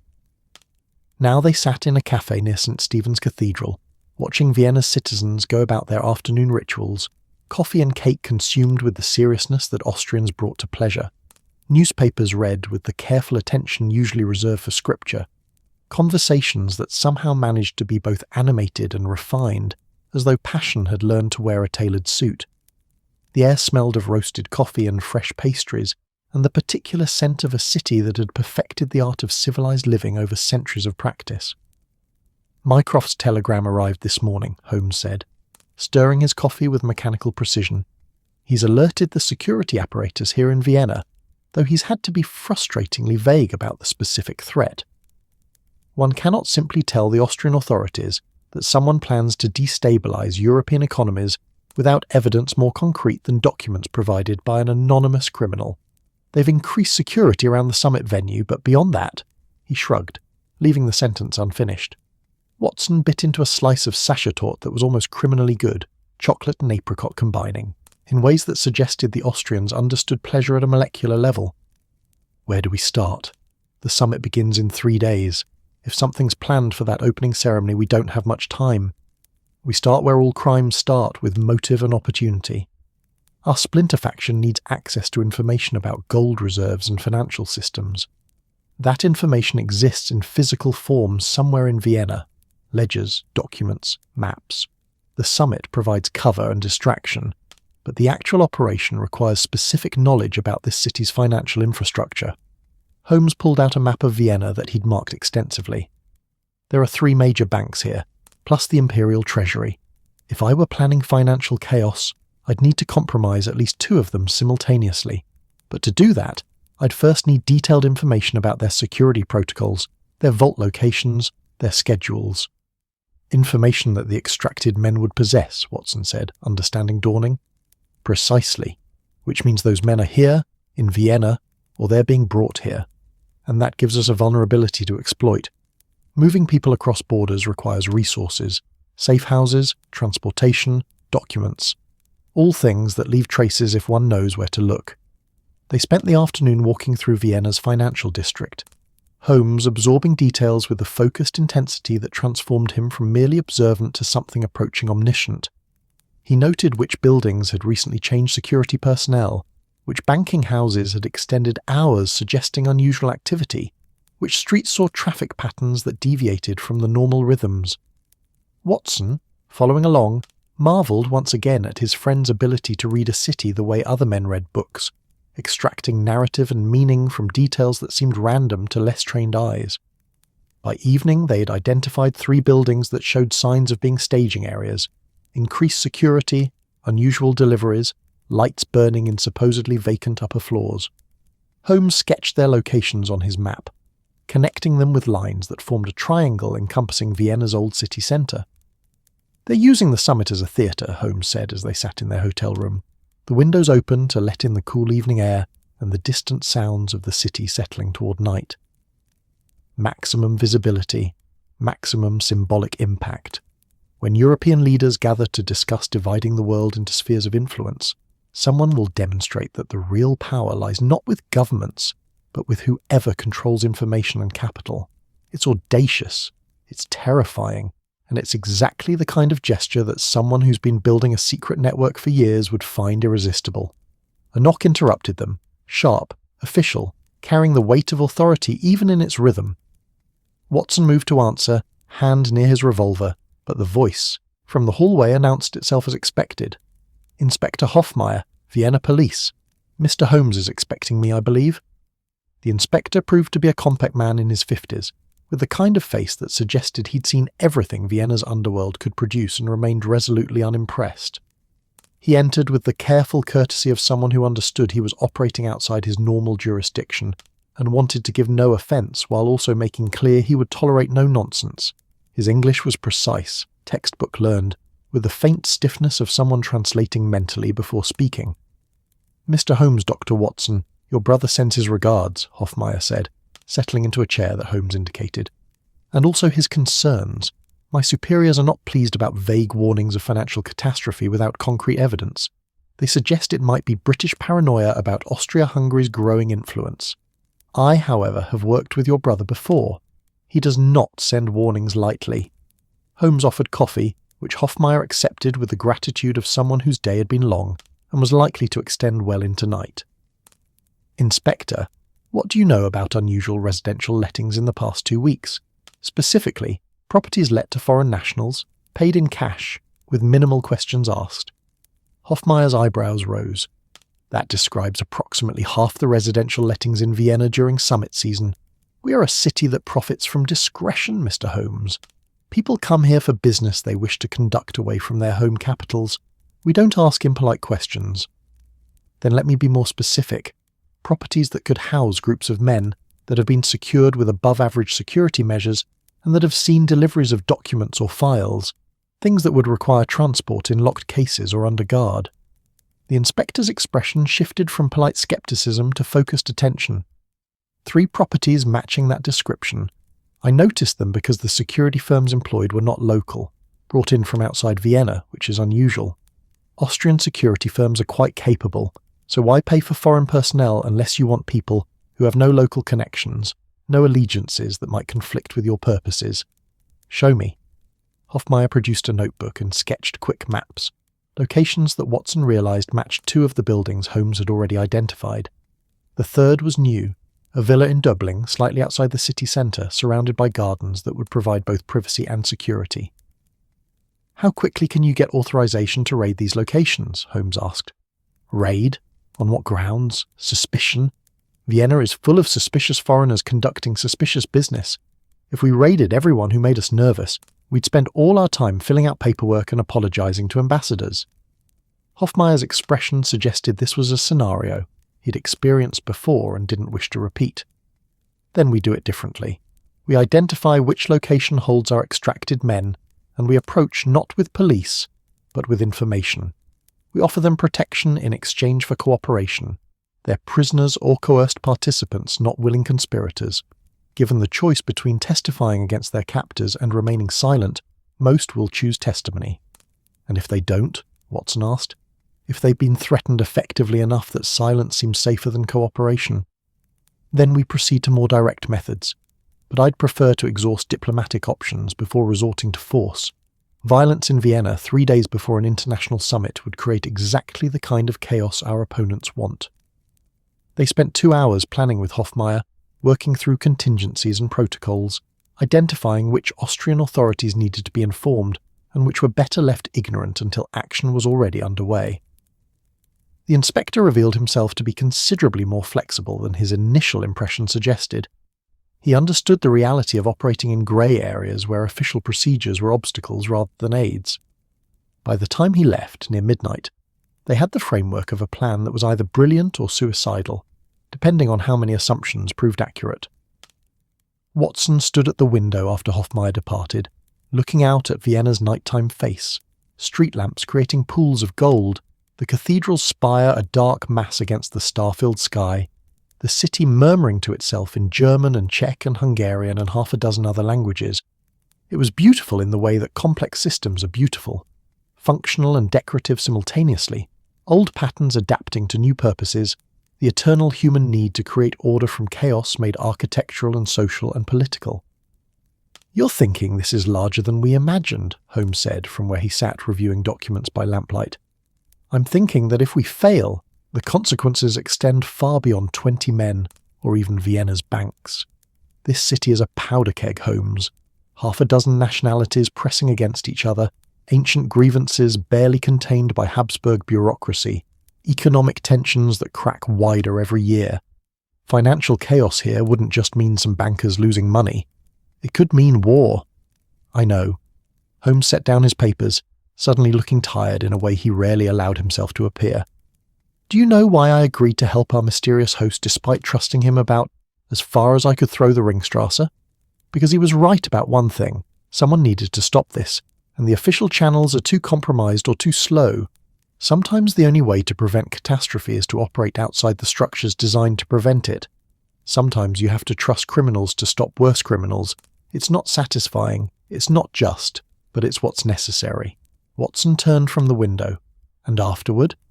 When we've stopped the Vienna operation, what happens to him? To his network of extracted men? Afterward, we let the official world reassert itself. Mycroft will handle diplomacy, ensuring that what we've learned doesn't become public in ways that would destabilize governments further. The extracted men will be given choices, return to their old lives if possible, or disappear properly under official witness protection. Our host will face whatever justice can be arranged, given that prosecuting him would require revealing the entire affair. It won't be perfect, Watson. It won't satisfy anyone's sense of how things should work. But it will be better than the alternative. They retired to their respective rooms, though Watson suspected Holmes wouldn't sleep. His mind would be working through scenarios, calculating probabilities, preparing for the dozen ways their plan could fail. Watson himself found sleep difficult. His dreams, when they finally came, filled with banks that turned into fortresses, with documents written in languages that shifted as he tried to read them, with 20 men whose faces kept changing, becoming everyone and no one simultaneously. Morning arrived with Vienna's characteristic grace.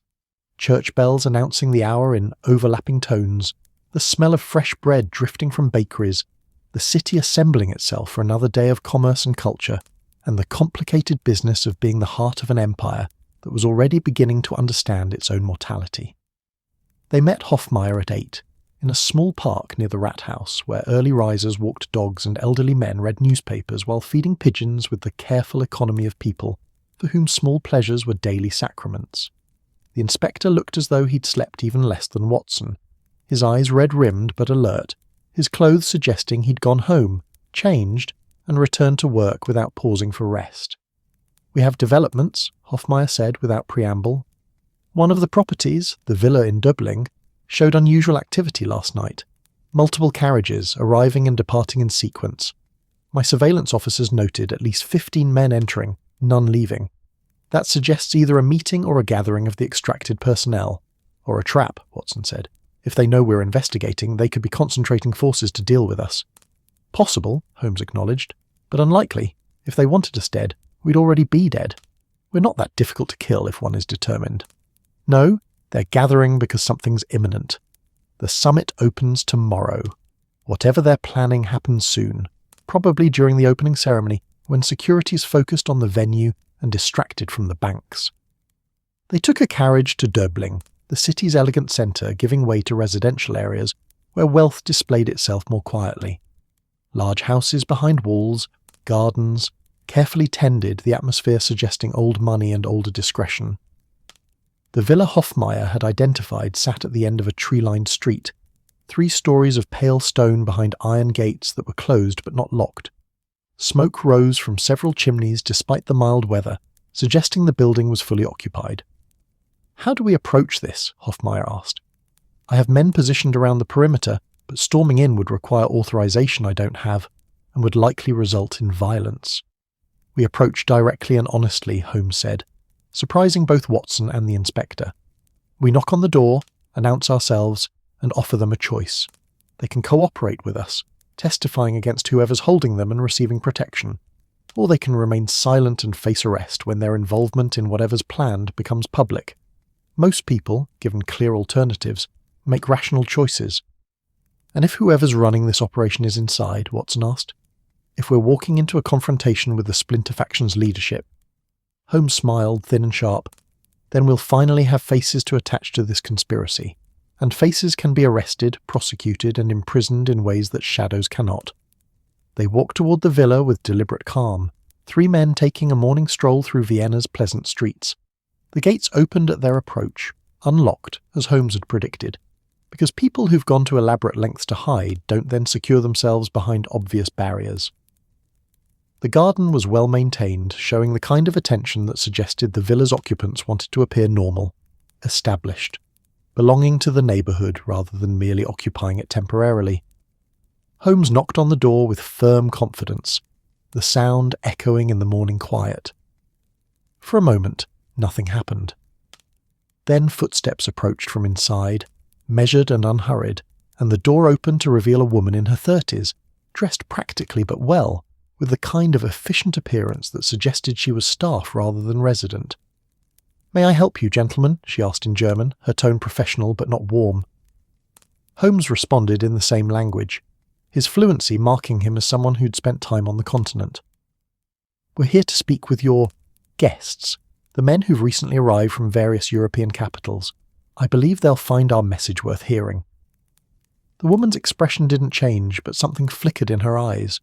Calculation, perhaps, or recognition that the situation had entered a new phase. "Please wait." She closed the door, leaving them standing on the threshold. Watson's hand moved toward his revolver, but Holmes shook his head slightly. "If they wanted us arrested, or worse, they'd have done it already. This is negotiation." The door opened again, wider this time, and the woman gestured inside. "Mr. Bergman will see you. Please, follow." "Me?" The interior was surprisingly domestic. Comfortable furniture, paintings on walls, the general atmosphere of a house being lived in rather than merely occupied. The woman led them through a parlour and upstairs to a large library where morning sunlight streamed through tall windows, illuminating shelves of books in multiple languages, and a large desk where a man sat reviewing documents with intense concentration. He looked up as they entered, and Watson recognised him immediately, their host from Dover, though now he appeared somehow diminished, as though the authority he'd displayed over dinner had been revealed as costume rather than essence. His face showed strain, exhaustion, and something that might have been relief at their arrival. "Mr. Holmes," he said, rising to greet them. "Dr. Watson. Inspector Hoffmeyer, is it? I'm pleased you've come. We have much to discuss and very little time to discuss it." "Bergman, I presume?" Holmes said, naming him for the first time, claiming power through that naming. "Among other identities, yes. That one will suffice for our purposes." He gestured to chairs arranged before his desk. "I assume you've verified enough of what I told you in Dover to believe the threat is real?" "We've verified that you're not entirely lying, which is different from believing you're entirely truthful. Where are the men you extracted? I want to speak with them." Bergman hesitated, then nodded. "They're here. All 15 are still under my protection. The Splinter faction has moved the others. I don't know where, but these men can tell you what they know, what they were working on when I removed them from their positions. Some of it will surprise you, Mr. Holmes. It surprised me." He led them from the library to a large sitting room where men of various ages sat or stood in small groups, their postures suggesting they were waiting for something without knowing quite what.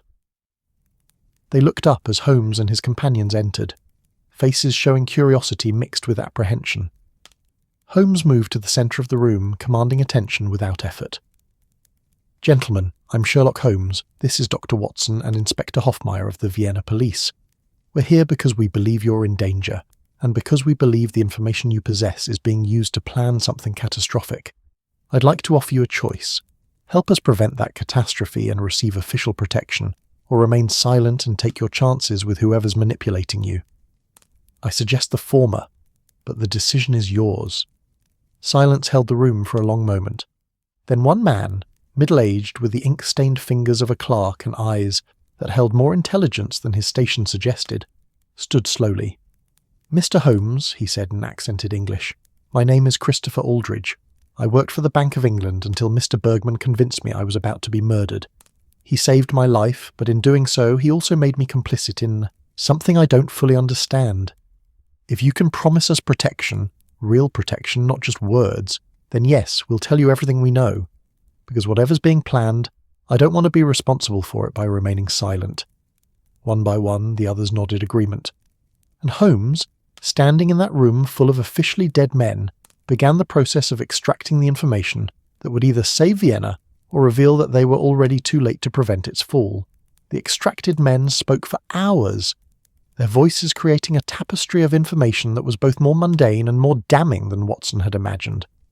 They weren't spies in any theatrical sense. No codes broken in midnight laboratories, no dramatic pursuits through foreign capitals. Instead, they were clerks and functionaries who'd noticed patterns in the ordinary flow of bureaucracy. Currency transfers that didn't match official records, shipments of gold that disappeared from ledgers, diplomatic correspondence that contradicted public statements. Each man possessed one small piece of a larger puzzle, and together those pieces formed an image of systematic corruption threaded through European governments like rot through old timber. Christopher Aldridge explained how he'd traced irregular payments flowing from British diplomatic accounts to private addresses in Switzerland. Jules Petit described postal routes that were being used to transport something other than official correspondence, routes that connected to the same Swiss addresses. Klaus Hoffmann had discovered that arms shipments were being financed through creative accounting that made weapons appear as agricultural equipment in official records.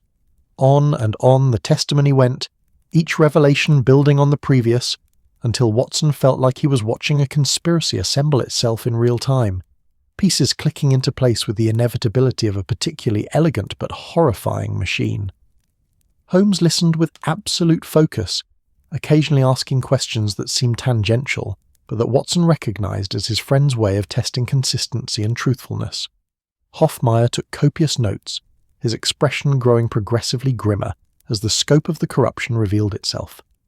And Bergman sat quietly to the side, his face showing something that might have been vindication or might have been sorrow, perhaps both, the complicated emotions of someone who'd tried to save people and in doing so had created something monstrous. By early afternoon the picture was clear enough to be actionable. Someone, the splinter faction that had broken away from Bergman's control, had collected men who collectively possessed detailed knowledge of how Europe's financial systems actually operated beneath their official facades. They knew where money really went, what the official ledgers concealed, which institutions were vulnerable because their foundations rested on lies and creative bookkeeping. With that knowledge, they could create a financial panic, not by stealing gold or burning banks, but by simply revealing the truth, by demonstrating that Europe's economic stability was an illusion maintained by paperwork and gentlemen's agreements that could evaporate the moment someone decided to ask uncomfortable questions publicly. "The summit is theatre," Holmes said, pacing Bergman's library while the others watched. "But it's necessary theatre. Tomorrow, when European leaders gather to sign agreements about colonial boundaries and trade, they're also implicitly reaffirming that the system works, that their currencies are backed by real value, that international commerce operates by agreed-upon rules, that institutions can be trusted. What better moment to shatter those illusions than when the illusions are being most loudly proclaimed?" "But how?" Watson asked. "They can't simply stand up during the ceremony and announce that European finances are fraudulent. Who would believe them?" "They don't need belief. They need proof. And these men—" Holmes gestured toward the sitting room where the extracted functionaries waited. "These men are walking proof. If they were to appear at the summit, if they were to testify publicly about what they discovered in their various positions, the resulting scandal would make governments collapse. Markets would panic. The careful fiction that modern economies rest on would crumble, and in that crumbling fortunes could be made by anyone positioned to profit from chaos." Hoffmeyer set down his pen, rubbing eyes that had been reading his own handwriting for too long.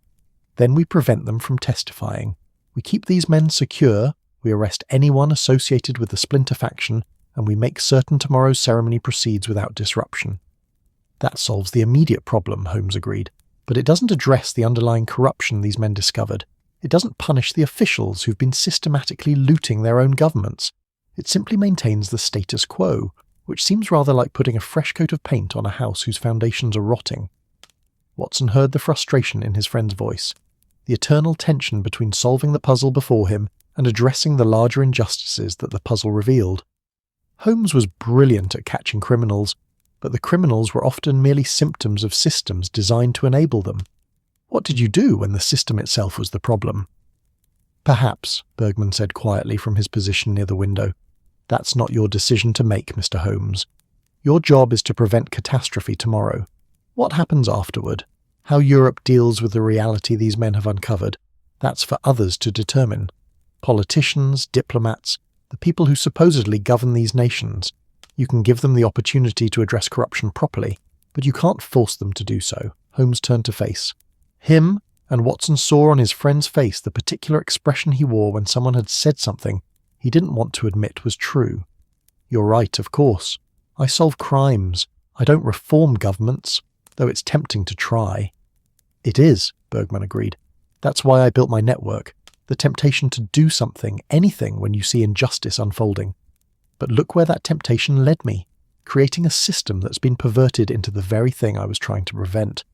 Perhaps the lesson is that ambitious solutions to corruption simply create new opportunities for corruption. The afternoon aged toward evening, Vienna's golden light deepening to amber as the sun moved toward the horizon. They made plans with the methodical care of people who understood that tomorrow would be chaotic regardless of preparation. But that preparation at least gave chaos boundaries. Hofmeier arranged for additional police presence around the summit venue. Not so much as to be obvious, but enough to respond quickly if needed. Holmes worked with the extracted men, identifying which of them had information most damaging to the Splinter faction's plans, preparing them to testify if necessary. Watson checked and rechecked their weapons, a soldier's ritual that brought comfort even when logic suggested revolvers would be of limited use against the kind of threat they faced. As darkness settled over Vienna, transforming it from a city of gold to a city of shadows punctuated by gaslight, Holmes received a telegram that made him smile without humour. Mycroft has identified our probable Splinter faction leader, a former Austrian intelligence officer named Victor Cross, brilliant, ambitious, and dismissed from service 3 years ago for what were politely termed excessive methods. He's been working as a private security consultant, which apparently means he's been selling his expertise to whoever pays well and asks a few questions. Where is he now? Watson asked. Unknown, but Mycroft's sources suggest he's in Vienna, which is hardly surprising. Tomorrow's operation would require his personal oversight. Too much that could go wrong, too much that needs coordination. He'll be at the summit or near it. Then we watch for him. We know his face now, we know his methods. When he makes his move, we'll be ready. Holmes nodded, but Watson saw doubt in his eyes. They were making assumptions, building a defensive strategy around predictions that might be entirely wrong. The Splinter faction had been clever enough to steal Bergman's network, to reorganize it without being detected, to plan something ambitious enough to threaten European stability. They wouldn't be stopped simply because Sherlock Holmes had deduced their general intentions. Watson slept poorly that night, in a room at Bergman's villa where they decided to stay rather than return to their hotel. His dreams were fragmented, images of men whose faces kept changing, of documents that burned as he tried to read them, of crowds gathering for ceremonies that transformed into riots. He woke several times, each time taking a moment to remember where he was and why, each time feeling the weight of tomorrow pressing down like the atmosphere before a storm. Morning arrived with Vienna's customary beauty, though Watson found himself resenting that beauty. The clear sky and crisp air seemed inappropriate for a day that might end in catastrophe. Breakfast was a quiet affair, the extracted men showing the peculiar calm of people who'd surrendered control to others, who decided their role was simply to wait and respond as directed. Bergman moved among them with something approaching tenderness, ensuring they had everything they needed, treating them less as assets and more as people he'd inadvertently endangered. Holmes appeared at 7, already dressed, carrying documents that he spread across the dining table with the focused intensity that meant he'd been working through the night. I've been studying the summit's security arrangements, he said without preamble. There's a weakness, not in the physical security but in the credentialing system. Press passes are being issued by multiple authorities, with insufficient coordination. Someone with the right connections could forge credentials that would allow access to restricted areas. You think Cross will use journalists as cover? Hofmeier asked, entering with the haggard expression of someone who'd spent the night coordinating security across a city that didn't particularly want to be secured. I think he'll use whatever cover allows his people to get close to the ceremony. Journalists, staff, even delegates from minor nations that no one pays much attention to. He doesn't need an army, just a few people positioned correctly to create maximum disruption at the right moment. They reviewed the plan one final time. Hofmeier would coordinate police presence around the venue, ready to respond to threats, but trying not to be so obvious as to scare Cross away. Holmes and Watson would attend the summit itself. Mycroft had arranged credentials that identified them as British diplomatic security, which was close enough to be believable. Bergman would remain at the villa with his extracted men, ready to bring them to the venue if Holmes sent word that their testimony was needed. It was a plan with too many contingencies and not enough certainty, but it was what they had. The summit was being held in the Hofburg Palace, that sprawling complex that had been the heart of Habsburg power for centuries, and now served as the stage for Europe's attempt to manage its competing ambitions through diplomacy rather than warfare. The palace was magnificent, ornate beyond reason, beautiful beyond function, a physical manifestation of empire at its apex. Delegates from Britain, France, Germany, Russia, Italy, and a dozen smaller nations gathered in formal dress. Their conversations superficially cordial, while their eyes calculated advantage and watched for weakness. Holmes and Watson positioned themselves where they could observe entrances in the main assembly hall. The ceremony was scheduled for noon. Speeches about cooperation and progress, the signing of documents that no one really expected to prevent future conflicts, but that everyone agreed were preferable to the alternative. The room filled slowly, delegates and observers taking their places with the careful attention to protocol that such events demanded. Watson found himself scanning faces compulsively, looking for anyone who seemed out of place or too interested in things they shouldn't be interested in. But everyone looked suspicious if you studied them long enough. The journalist who kept consulting his notebook too frequently, the minor functionary who seemed nervous, the delegate who couldn't stop watching the doors. Paranoia and vigilance were difficult to distinguish when you were expecting catastrophe. At 11:45, Holmes tensed beside him. "There," he breathed, indicating a group near the press section. "Third man from the left. That's Cross." Watson looked, seeing a man of medium height and unremarkable appearance, dressed as a journalist complete with notebook, and the slightly dishevelled look that suggested he'd been chasing stories rather than attending carefully to his wardrobe. But his eyes were wrong, too alert, too focused, scanning the room with the systematic attention of someone cataloguing security positions, rather than looking for interesting quotes. "He's not alone," Holmes continued. "See the woman near the Russian delegation, and the man by the service entrance? They're moving in coordination, small adjustments, positioning themselves around the room's perimeter." Watson saw at once Holmes pointed it out. A network of people who appeared to belong, but who were clearly working together, creating a pattern that surrounded the assembly like a net waiting to be drawn tight. What do? We can't arrest them without evidence, and if we're wrong, we're not wrong, but you're right that we need to catch them in the act. We wait until they make their move, then we counter it. Alert Hofmeier's men to be ready. The ceremony began with the ponderous formality that such events required. The Austrian emperor spoke about cooperation and shared destiny, his voice carrying the particular quality of someone reading words written by others, but trying to infuse them with personal meaning. Other leaders followed, Britain, France, Germany, each making speeches that said nothing controversial while implying everything about their nation's interests and intentions. The audience listened with the patient attention of people who understood that boredom was part of diplomacy's cost. At 12:30, as the actual document signing began, Watson saw Cross make his move. He stood from the press section, not dramatically but with purpose, and began walking toward the front of the hall. His colleagues did the same from their various positions, all converging on the ceremonial table, where pens were scratching signatures onto documents that would be filed and forgotten. Holmes was already moving, Watson following, trying to intercept without causing a scene that would disrupt the ceremony and create exactly the chaos they were trying to prevent. But Cross was faster than anticipated. He reached the front, pulled out not a weapon, but a sheaf of papers, and in a voice trained to carry announced, "Honoured delegates, before you sign agreements built on financial foundations that don't exist, perhaps you'd like to know the truth about your government's actual economic situations." The room froze. That particular quality of stillness when something impossible begins happening, and everyone's mind needs a moment to process it. Cross used that moment to continue, his voice confident, even triumphant. "I represent individuals who worked within your financial systems until they discovered corruption so extensive that their lives were endangered for noticing it. They're prepared to testify about currency fraud, about gold reserves that exist only on paper, about economic stability that's maintained through creative accounting, and gentlemen's agreements to lie to your citizens. Would you like to hear their testimony? Would you like the world's press to hear it?"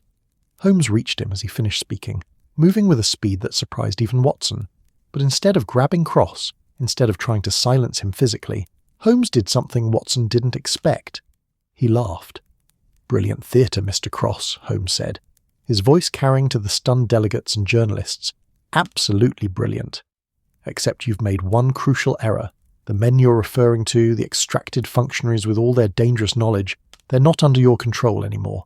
They're under mine, and they've already given their testimony, not to this circus but to proper authorities who will investigate their claims through appropriate channels, rather than using them as weapons to create panic." Cross's confidence flickered. Just for a moment, but Holmes saw it and pressed his advantage. "You built your plan around revealing truth as though truth alone were enough to cause collapse. But truth requires context, investigation, due process. You can stand here and make accusations all day, but without your witnesses, without your leverage, you're just a disgraced intelligence officer making unsupported claims about corruption. Who's going to believe you?" The moment hung balanced. Watson could see Cross calculating, trying to determine if Holmes was bluffing. Then Hoffmeyer's police entered the hall, moving quietly but with unmistakable purpose, positioning themselves around Cross and his associates. "Mr. Cross," Hoffmeyer said in German, then repeating in French and English for the international audience, "You're under arrest for forgery, conspiracy, and attempted fraud. If you come quietly, this room can return to its business. If you resist, you'll simply make this embarrassing scene last longer than necessary." For a moment, Watson thought Cross might resist, might try to force a confrontation that would create the chaos he'd been planning. But then something changed in his expression, calculation giving way to resignation, or perhaps to a different kind of calculation. He lowered his papers and smiled.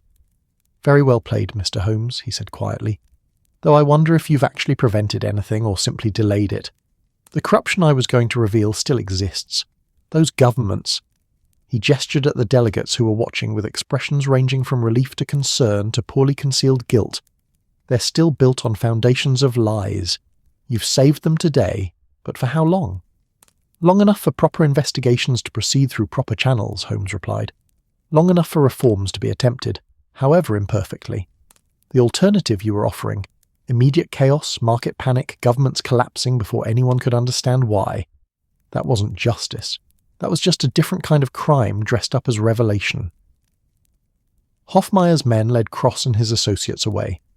The assembly hall remained frozen for another moment.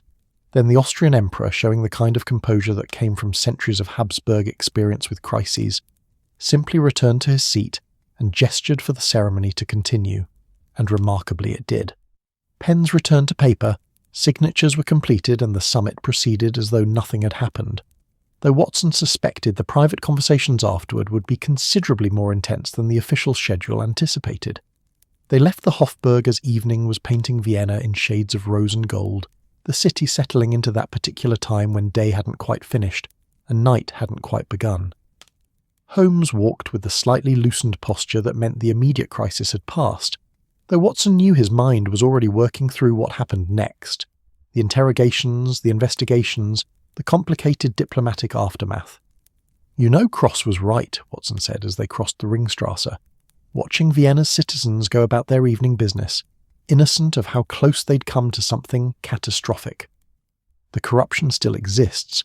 We stopped the revelation, but we didn't stop the problem. I know, but there's a difference between revealing corruption in a way that destroys everything and revealing it in a way that allows for correction. Cross wanted the former. He wanted chaos he could profit from. We've at least made it possible for the latter, though whether Europe's governments actually reform themselves remains to be seen." They reached Bergmann's villa as full darkness settled, finding the extracted men, gathered in the library where they'd first met. Aldridge stood as Holmes and Watson entered, his expression questioning. "It's finished," Holmes said. "Cross is arrested, his plan defeated. Now comes the complicated part, deciding what happens to all of you." Over brandy and coffee they worked through options. Some of the extracted men wanted to return to their old lives if possible, to reclaim the existence that had been taken from them. Others had come to appreciate their official deaths, seeing in them an opportunity to start over somewhere without the burden of what they'd known and what they'd discovered. A few wanted to testify properly, to work with investigators to ensure the corruption they'd uncovered was actually addressed. Hofmeier arrived near midnight with news that Cross was already cooperating, providing information about the larger network he'd been working with in exchange for whatever leniency Austrian law might offer. Bergman sat quietly through these discussions, his face showing the exhaustion of someone who'd been fighting a solitary battle for too long, and could finally acknowledge that the battle was ending. "What happened to you?" Watson asked him when the others had dispersed to their rooms, when it was just the four of them, Holmes, Watson, Hofmeier and Bergman, sitting in a library growing cold as the fire died. Bergman smiled without humour. "That's an excellent question, Doctor. I've committed crimes in multiple jurisdictions, though proving them would require revealing the entire affair. I suspect Mr. Holmes's brother will arrange something, perhaps exile to somewhere suitably remote, perhaps a quiet cell in a prison that doesn't officially exist. Or perhaps I'll simply disappear, become one more ghost in the system I created. There's a certain symmetry to that." "You saved lives," Watson said, surprising himself with his vehemence.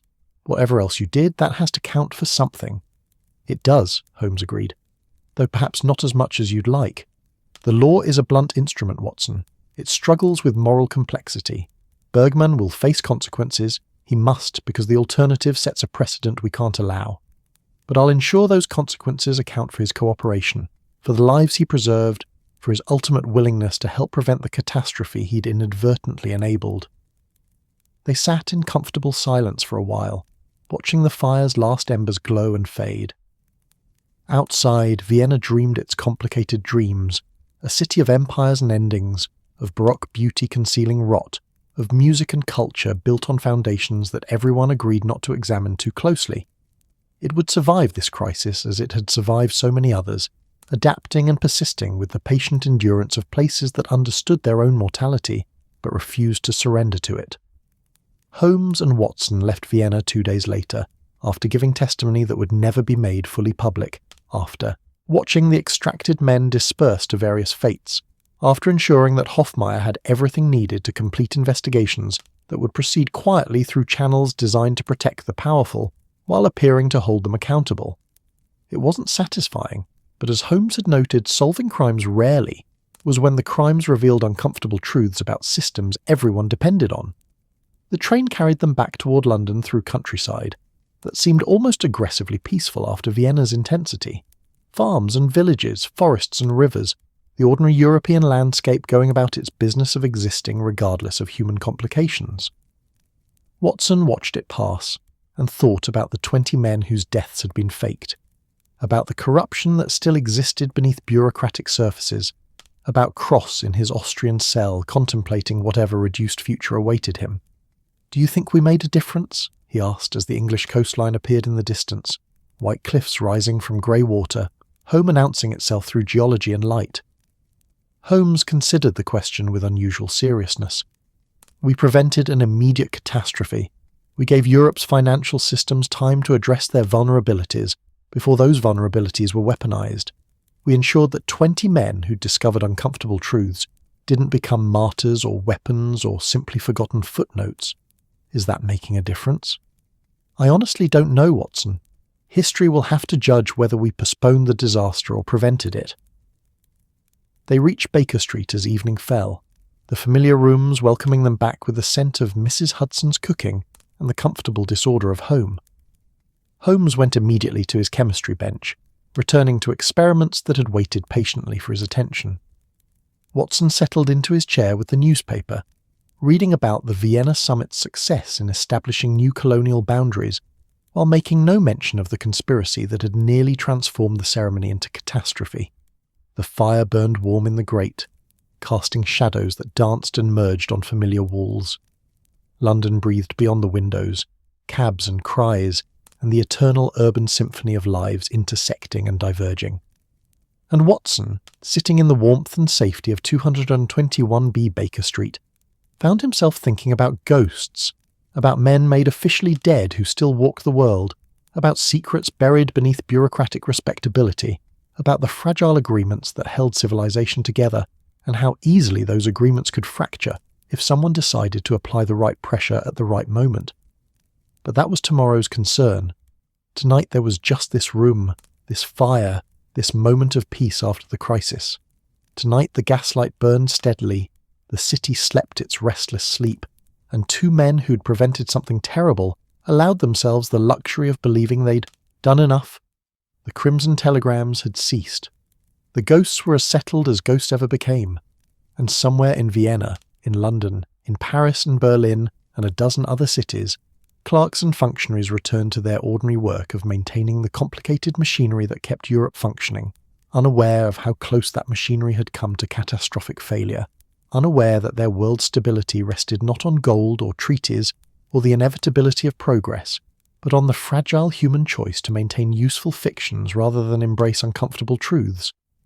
Holmes played a few notes on his violin, something melancholy and beautiful, a melody that seemed to hold both triumph and sorrow in equal measure, and Watson closed his eyes and listened, letting the music carry him towards sleep, toward dreams that would be gentler than reality, toward the morning that would bring new cases and new complications but would at least arrive with the comfort of knowing that yesterday's disaster had been, if not prevented, then at least postponed to someone else's tomorrow.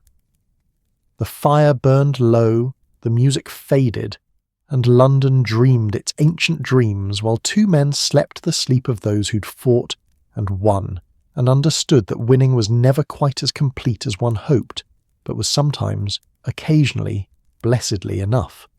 That's our story tonight.